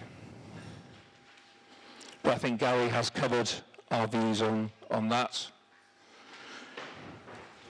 Is it going to be like a statement, a coherent statement released like Wimbledon did, which doesn't commit the club to anything, but just actually says, puts our name out there in what was a very big well and is now a lot smaller? I think based on what we've seen in the survey, we now know what members are what members are feeling, because the trust board could be thinking one thing, and the members could be thinking completely something separate. So that's why we needed the survey, just to find out what people are wanting, and not for us to blindly go off and do something which is completely opposite to what's required or needed. Yeah. So yes, it will, but as Matt says, there's a lot to work through. And he has a daytime job as well, unfortunately. Yeah. Oh, don't tell him that.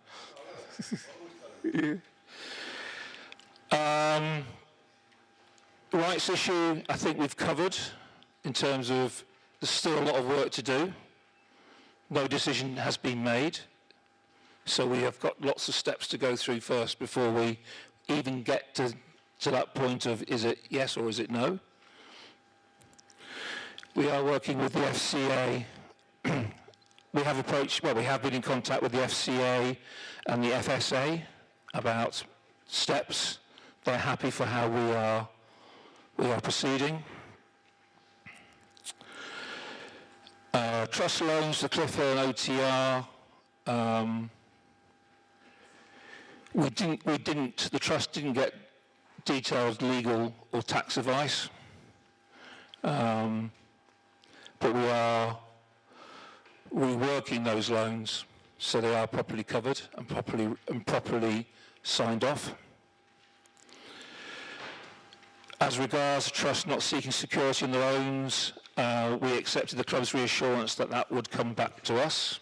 That's been overtaken by events. Just on that point, by the way it's worked out, having that security available, that's helped us with the facility that we've currently got. So it's worked in our favour for this time being.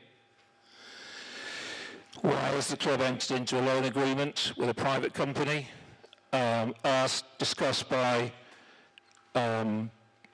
previous chairman Richard Prim, it's cheaper to go down that way than a commercial lender, and it's a lot more flexible as well for us.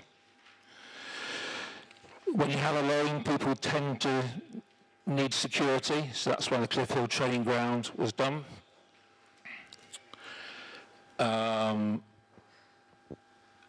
So why are we needing extra money? Well, as Gary discussed, pinch points are coming up, so we're being prudent in managing our cash to make sure that the club can continue. Recovery room. We are pursuing that money through a legal process. Correct, Gary? Yes, has that actually happened, or is it about to happen?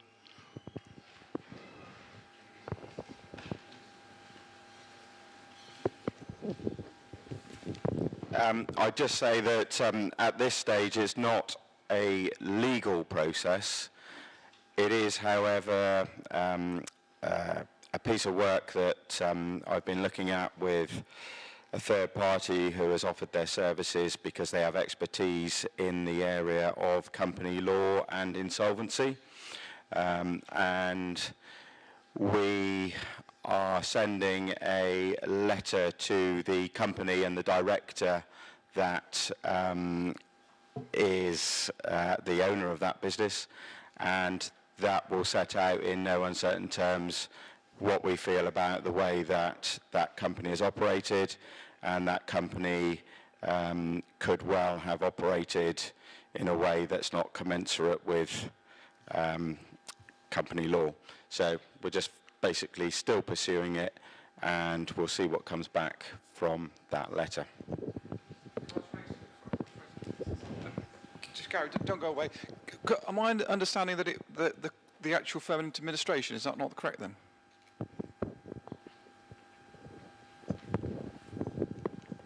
From my understanding, the firm has sought to dissolve itself, but you can't just dissolve your firm because you're in a spot of bother. Creditors will object to that, and that situation at the moment, as far as Companies House is concerned, is that that company is still in existence.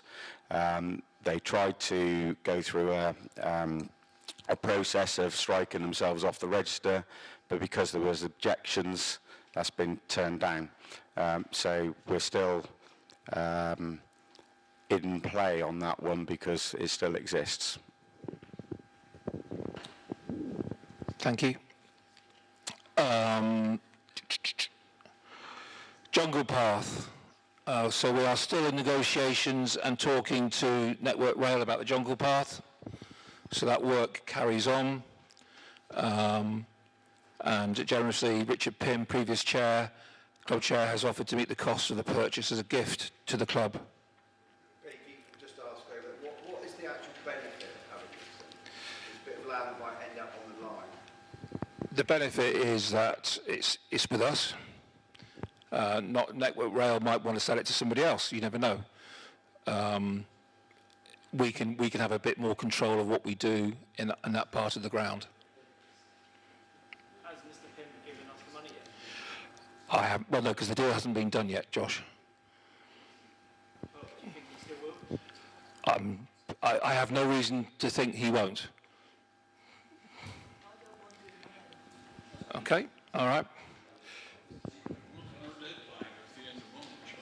That's been extended. So the deadline has been extended, yes, to do that deal. Okay. What's the current position on the insurance claim for the fire? The assessors were in the stadium 3 weeks ago, 4 weeks ago. It was just after the Burton match, wasn't it? So just after the Burton match, so we are just waiting for their report back on what they have to say. As soon as we know, you'll know. But at the moment, there's nothing much at the moment to report on that.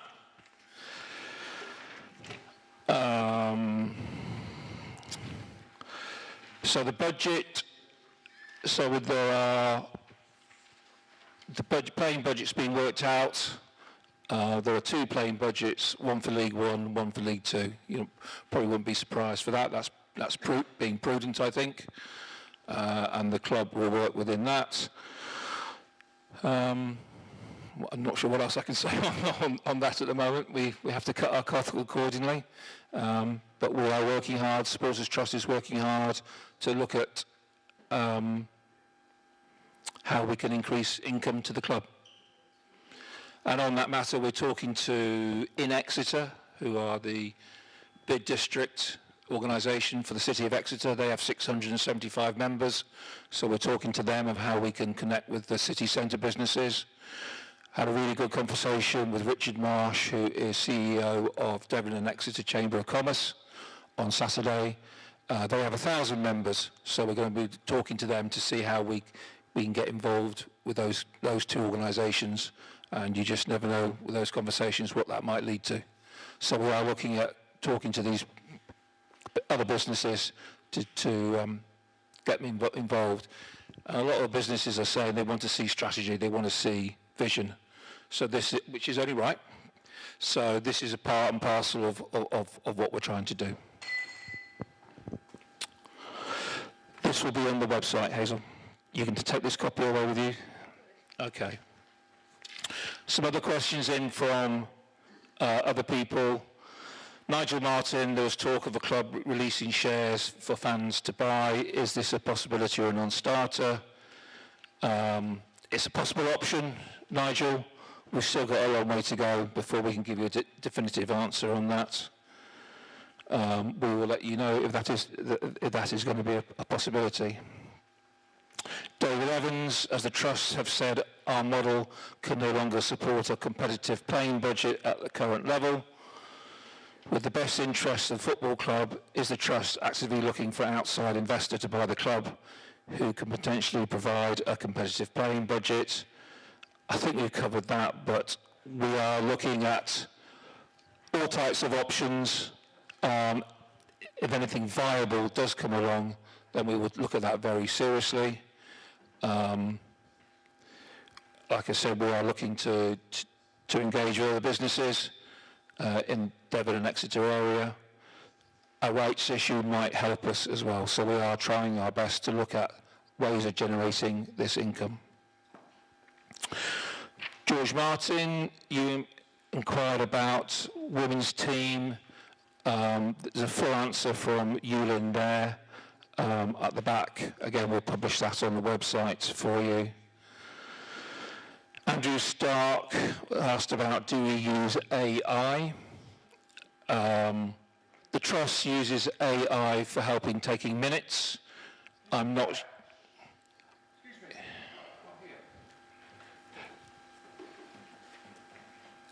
So AI is used for minute taking for trust board meetings. I'm not sure what the club or academy are using AI for, but we can inquire for you and come back to you on that. AI doesn't always give you the best and accurate information, so we're a bit nervous on that one. Sharon, you asked a question. Hello, good evening. Could you explain where the money came from for the women's changing room? So the women's changing room, we have underwritten that money. We haven't given any money to them, so we've underwritten the cost. In case they don't raise the full value themselves, we will fund any shortfall. So, yeah, the reason why we did it was women were training. After a full day at work, there was nowhere for them to shower, nowhere for them to change, no proper adequate toilets for women players. We got pulled up by the EFL, I think, wasn't it? Yeah, it was a safeguarding concern. So I think it's only fair and right that our women's team have just as good facilities as the men's team. And it's a relatively, in the whole scheme of things for us, it's a relatively small amount of money.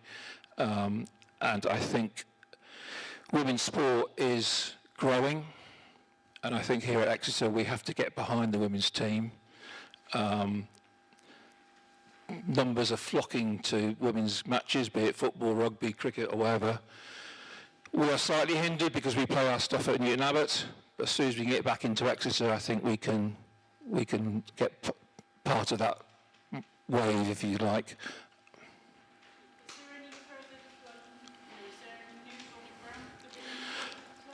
So the question from Sharon was, what's happening with an Exeter ground for the women's team? There are 3 options on the table, Ewan. Do you want to just explain, if you can? So we're looking at it. I'll get Ewan to have a quick word on that. Sit down as well. Whatever you wanted to say. Yeah, Ewan Beer. So there's a few options. So we've already spoken to the Devon FA, so that Newton Abbot is a backup option. So the reason why we play at Newton Abbot is because in Tier 3 there are certain stadium criteria that need to be met, and in Exeter there's one, and we're already here. And the issue with playing at SJP is that the pitch can roughly take, according to Charlie, between 30 and 35 games, depending on the weather every year. And there are certain games outside of the men's games that also need to be played at St James Park, such as the Under-21s Premier League Cup. So that sort of limits how many games can be played by the women here, unfortunately, because of the pitch. In an ideal world, you'd have a hybrid pitch, which could do up to 60, but that's probably north of £1 million to be able to do that. And if we had £1 million, then we'd be in a much better position. So Newton Abbot is an option next season, but it's the backup option essentially. In an ideal world, you'd pick up Coach Road and you'd plonk it in Exeter, and everything would be good. So there's 3 options we're looking at in Exeter. They're all probably roughly going to cost, to bring it up to standard, roughly the same. And there are options where you can get grant funding. So, for example, there's the Premier League Stadium Fund, which can fund up to 70% of the cost. When you include that, if you remove that 70%, you're probably looking at between 40, 50 grand to bring 3 of the venues up to scratch. I'll be happy to say the options. Exeter Arena is one of them, and then there's limitations. It's got a running track, it's got a grass pitch that gets used all year round, so there's elements there. Exwick is another option, and there's also the possibility of the Cliff Hill training ground. Each one has different varying levels of need that need investing in. And one of those, for example, is 3 sides of the pitch need to be, the game needs to be viewable from 3 sides of the pitch, which none of them have at this point in time. That's what we're looking at, whether we can find the funding in time to have that next season. But then there will also be an increase in the number of games at SJP to buy the women's team more time to get into Exeter, because that's the key here. Because they can't grow the income by being at Newton Abbot. Our attendances have dropped from an average of 340, I think, at Exwick, but in the latter games getting to 600 to 800 fans there, to about 150 is the average. And essentially it doesn't make any money for the women's team, which then limits their sustainability.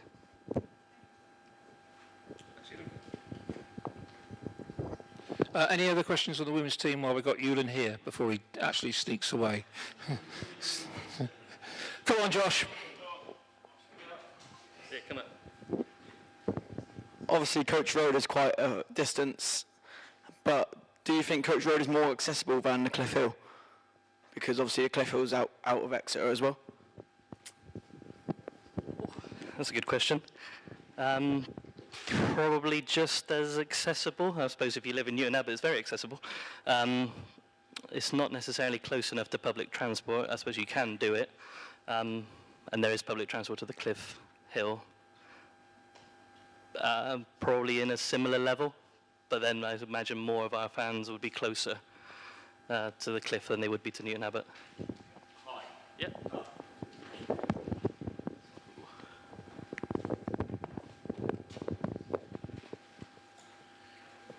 If I'm reading this right, sorry, it's John. We showed a loss in 24-25 of nearly 300,000, 281,000. So when do we envisage the women's football team being sustainable? How many years and how much more money do we lose over that time?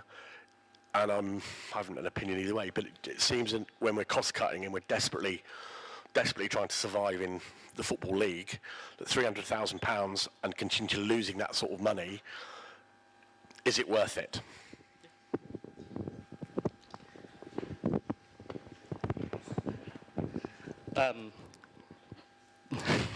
women's football will probably always be worth investing in. I think probably the key here is that following when we found out that that was going to be the level of loss, and given everything that happened in the summer, rigorous cost cutting was implemented. I think there's been an element of probably income that first year was nowhere near where it needed to be, and a factor of that would have been Newton Abbott. I believe the profit per game at Newton Abbott is currently £50 before you pay the players and the backroom staff. So that's another important reason why we need to come back to Exeter to be able to start growing the fan base. I imagine the loss this year will probably be, and I don't know yet, but it'll be, again, a six-figure sum. But that will be not because the costs haven't been cut, which they have been cut significantly, but because the income targets haven't been met for one reason or another. And then we're currently setting the budget for next year, which will probably have a loss of, hopefully, a loss of 50 grand. The idea is that the women's team, well, by that logic, the men's team loses money every year as well. So, no, I understand. And the women not go back under the community trust model that they were very successfully working on before. Because it just seems a sham. Well, they were losing money under the community trust as well. But essentially, the idea is to get to the point where the income.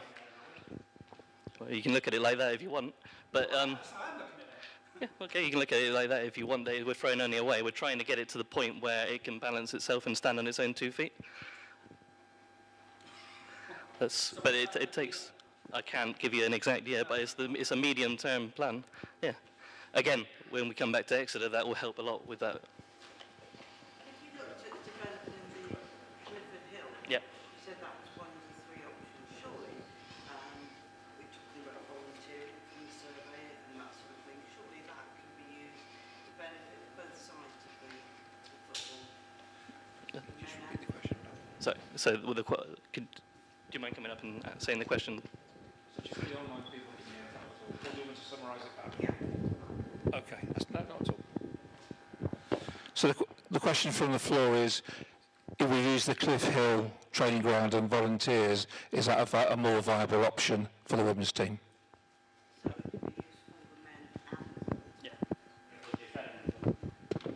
Yeah, so that'll be a consideration that gets taken into whether it's the Cliff Hill or it's Exwick. There's positive elements to all of them. So the council with Exeter Arena, who are quite keen to have us there. Exeter College are very keen to have us at Exwick, and then obviously there's the added benefit that if you do anything to the Cliff Hill, it's probably going to have a benefit for the entire club as well, not just the women's team. It would have a benefit most likely for the academy and the younger age groups. So those are all elements that will be taken into consideration. I would have thought another element is like extra ring, says just a grass pitch, so you can have trouble with cancellation. With 3G pitch, you can always play anyway. Yeah, so an all-weather pitch is probably, it will have bonus points when we decide where we go next year. Is King George V not an option, given that there's a major development going on there? So, I'll just repeat the question just in case. So the question was if King George V could be a possible venue, given that there's a major development there. So I know CCT had looked at this option originally. I believe that based on the work that's being done, either the pitch itself or the facilities around it wouldn't meet the criteria under the current plans. Whether that would then potentially be an option in the future, I don't know. Jamie's one of the directors on the board, Jamie Vittles, who's the CEO of CCT. I'll ask him the question as well, so that we can consider that. Okay, thank you, Ewan. Thank you.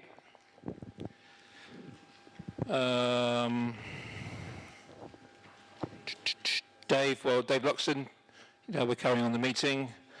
Giles, I think that your question's been answered, really, unless you disagree. You happy with that? Mark, your question. Hopefully you got an answer that we are looking to improve and increase and all of that. Yeah, happy with that? Yeah. Well, if you want more, then we'll do more. And then the other question sheet is from Spike. I don't know how I want to do this, Spike, but there's lots of questions there. Can you pick out one question? All the other questions and answers will get posted onto the website, but can you pick out one question, please?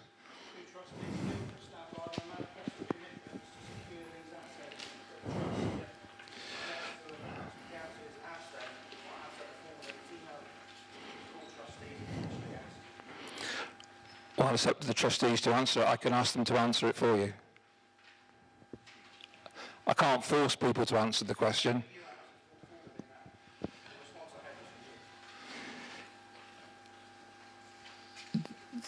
In terms of...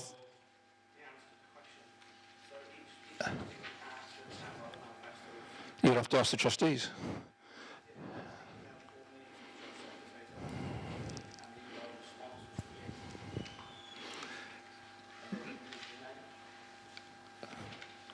You'll have to forgive me, Spike, I've forgotten what that content was.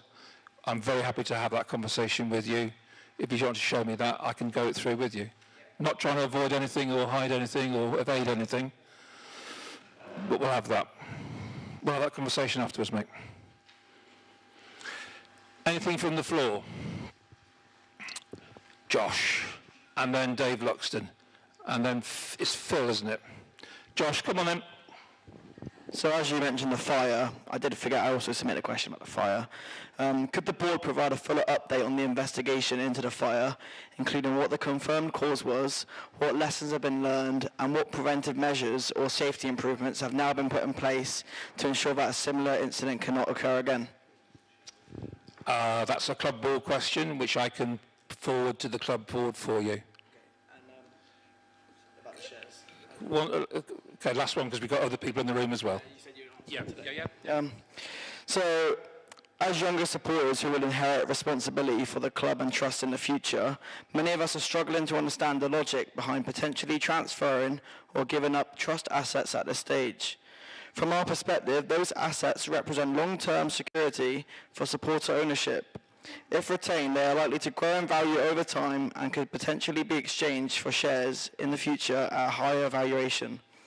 Given that the current proposals do not appear to move the trust close to a 75% controlling position, and that many supporter-owned organisations aim for a 90% supermajority to fully protect supporter ownership, could the board please explain why the trust will consider transferring assets now rather than holding them, allowing their value to grow, and potentially using them in the future to strengthen the trust shareholding and move closer to a full supporter control?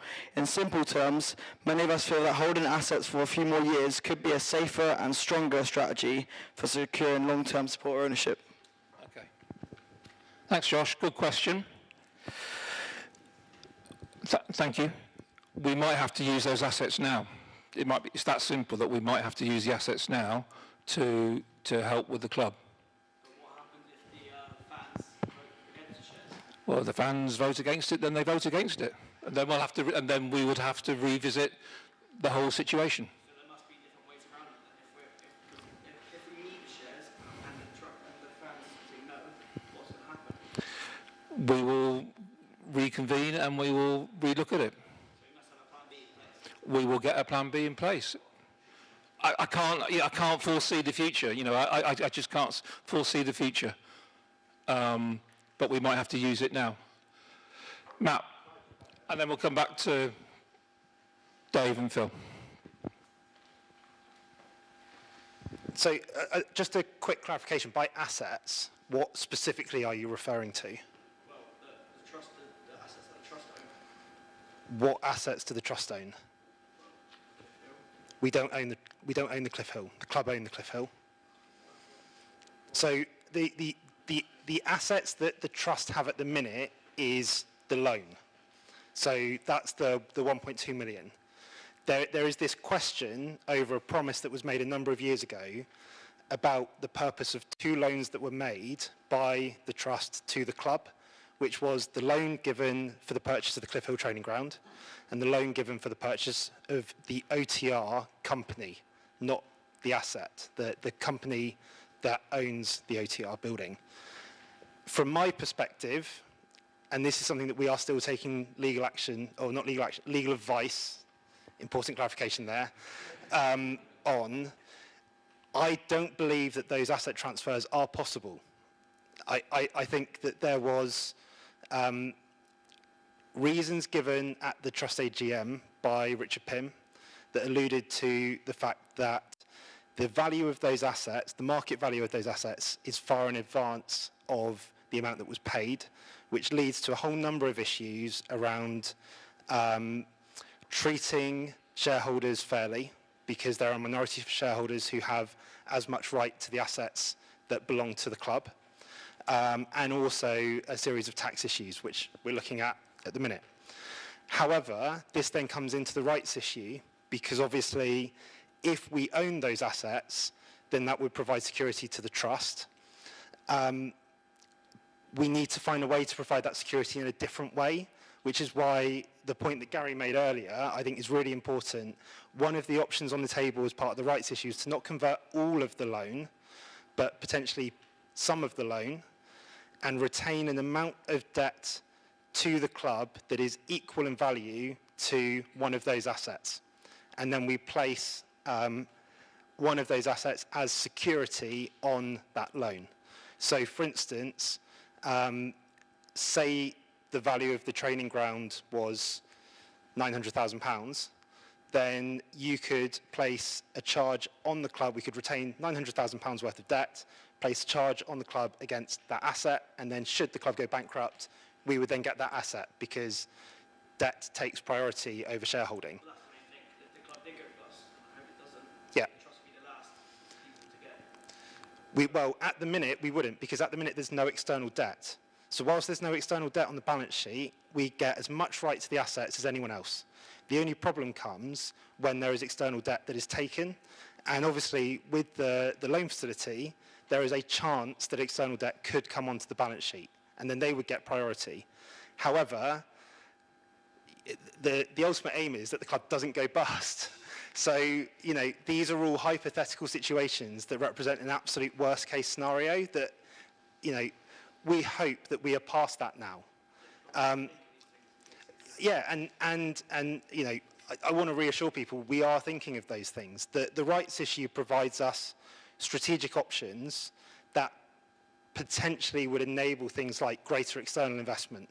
And if greater external investment came, then the idea behind that would be more annual revenue that would come in that would provide more cash to the club to stop it going bankrupt.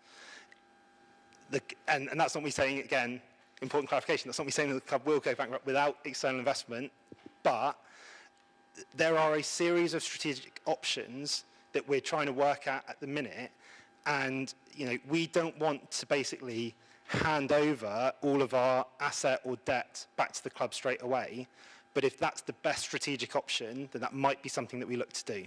However, we were talking about this earlier, I think that we probably have moved away from a view of 100% debt to equity conversion, or at least it's not, I would say, the dominant thought at the minute of the trust board. So we are looking at ways that we could maybe not transfer the assets, but protect those assets through some kind of security. Is that okay? Explained it far better than I can ever do. Thank you. That's why you're an actuary. Dave, you'd like to come up and ask the question? Josh, is that okay? Yeah, okay.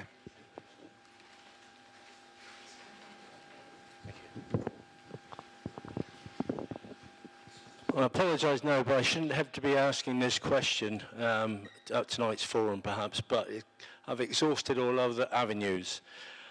I would like to ask why the Trust and the club appear unwilling to answer my email sent to them questioning the running of the club. I'm old school, and I consider it common courtesy and politeness to, at the very least, acknowledge but preferably reply to emails sent in. My oldest outstanding email relates to July of 2025, and despite frequent requests to the club and to the Trust, I've yet to receive a reply. As yet, eventually in February of this year, I sent an official complaint to customer services quoting the club supporter and customer charter para 2.2, which basically says you should have a reply within 21 days. No response. I followed this up with another email on the 8th of March and copied it to the then chair, Lawrence Overend, no response. I then brought it to the attention of the trust on the 16th of March, no response. I still await a reply. I have other examples of emails sent in without receiving a reply. And one wonders about the culture within the club and the trust which allows this to happen, especially when senior officials have been copied into these emails. As an unpaid volunteer, I spend a fair amount of time representing, promoting and generating goodwill for this club with supporters, schools and outside organisations, and consider it part of my responsibility to correctly deal with and respond promptly to emails received. We are repeatedly told we own our club, but it seems to me they're happy to take my money each month and treat me with contempt. You have no idea how devalued you feel when you're treated in this way.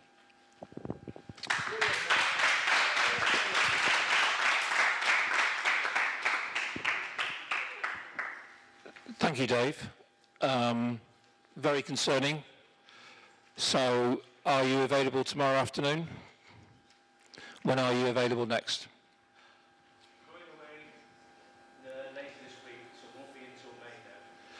So can you send me some dates in May when you and I can have a conversation? Can you send that to me so I can send that on to Lawrence and Wolf? And I will follow that up for you. Is that that's what I can do at the moment? At the moment, is that... That's okay. At the moment, is that okay for me to do? So send me the date and we'll have a chat in May when you're back from your travels. Okay, thank you. Phil.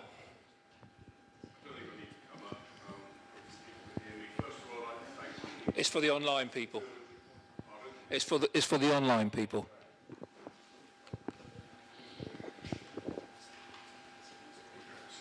Nothing, you're just talking to them. First of all, I would like to thank the people that have stood and are now on the trust board. I think that they are honestly trying to do their best, and so we should give them as much support as we possibly can. Secondly, just a financial thing here.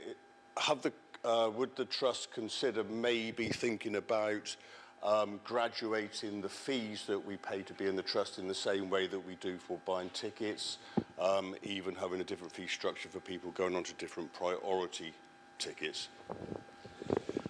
Okay, thanks, Phil. So the increase in fee is for what we said is for 2 seasons. So it's £5 for this season and for next season. I am sure when it comes to discuss the renewal of the membership fee, the trust board at that particular time will have that conversation. I won't be on that trust board, so I can't answer that question. But I would hope that they would have that conversation and look at the finances and respond accordingly. Yep. Yep, well...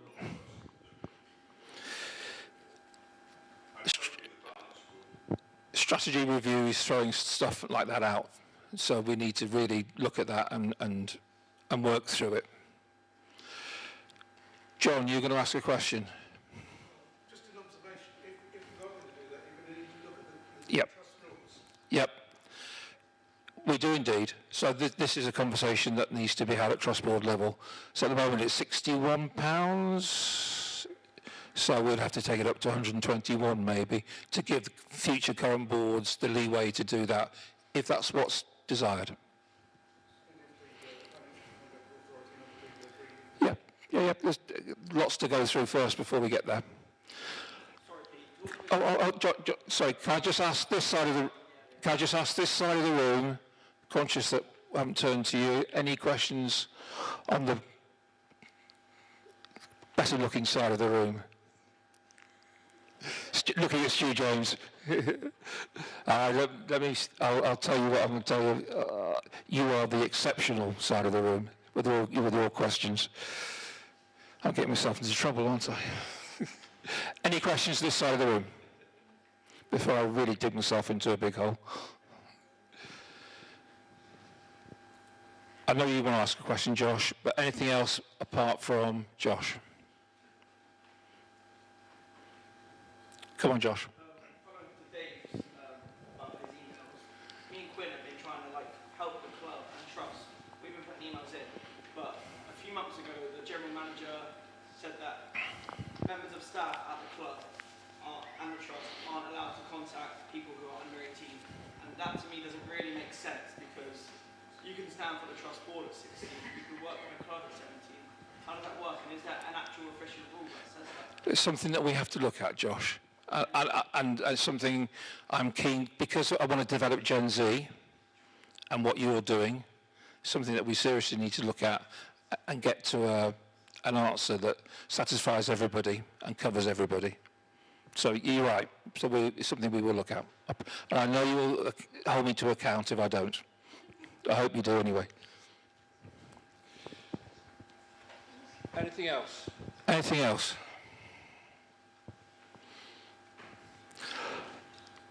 So, Spike, could I have 5 minutes with you at the end? Yeah, thank you. Tim, is it Tim? Can I have 5 minutes with you at the end as well? Sorry, you haven't done anything wrong. I really would like to thank everybody for coming. I really like to thank everybody for the questions. Hopefully we've answered them as best as we can. Thank you to the people online. If you have submitted questions, we will get to them and we will reply and we'll post them back online. A couple of key matches coming up, so we need to do our best to get behind the team. I think we'll do it. I think we'll do it by goal difference, but we'll be in League One next year. Looking forward to seeing everybody. I'm not at Burton, but I'll definitely be here at Bradford, so looking forward to seeing everybody here in a full stadium and up the city, and thank you and safe journey home.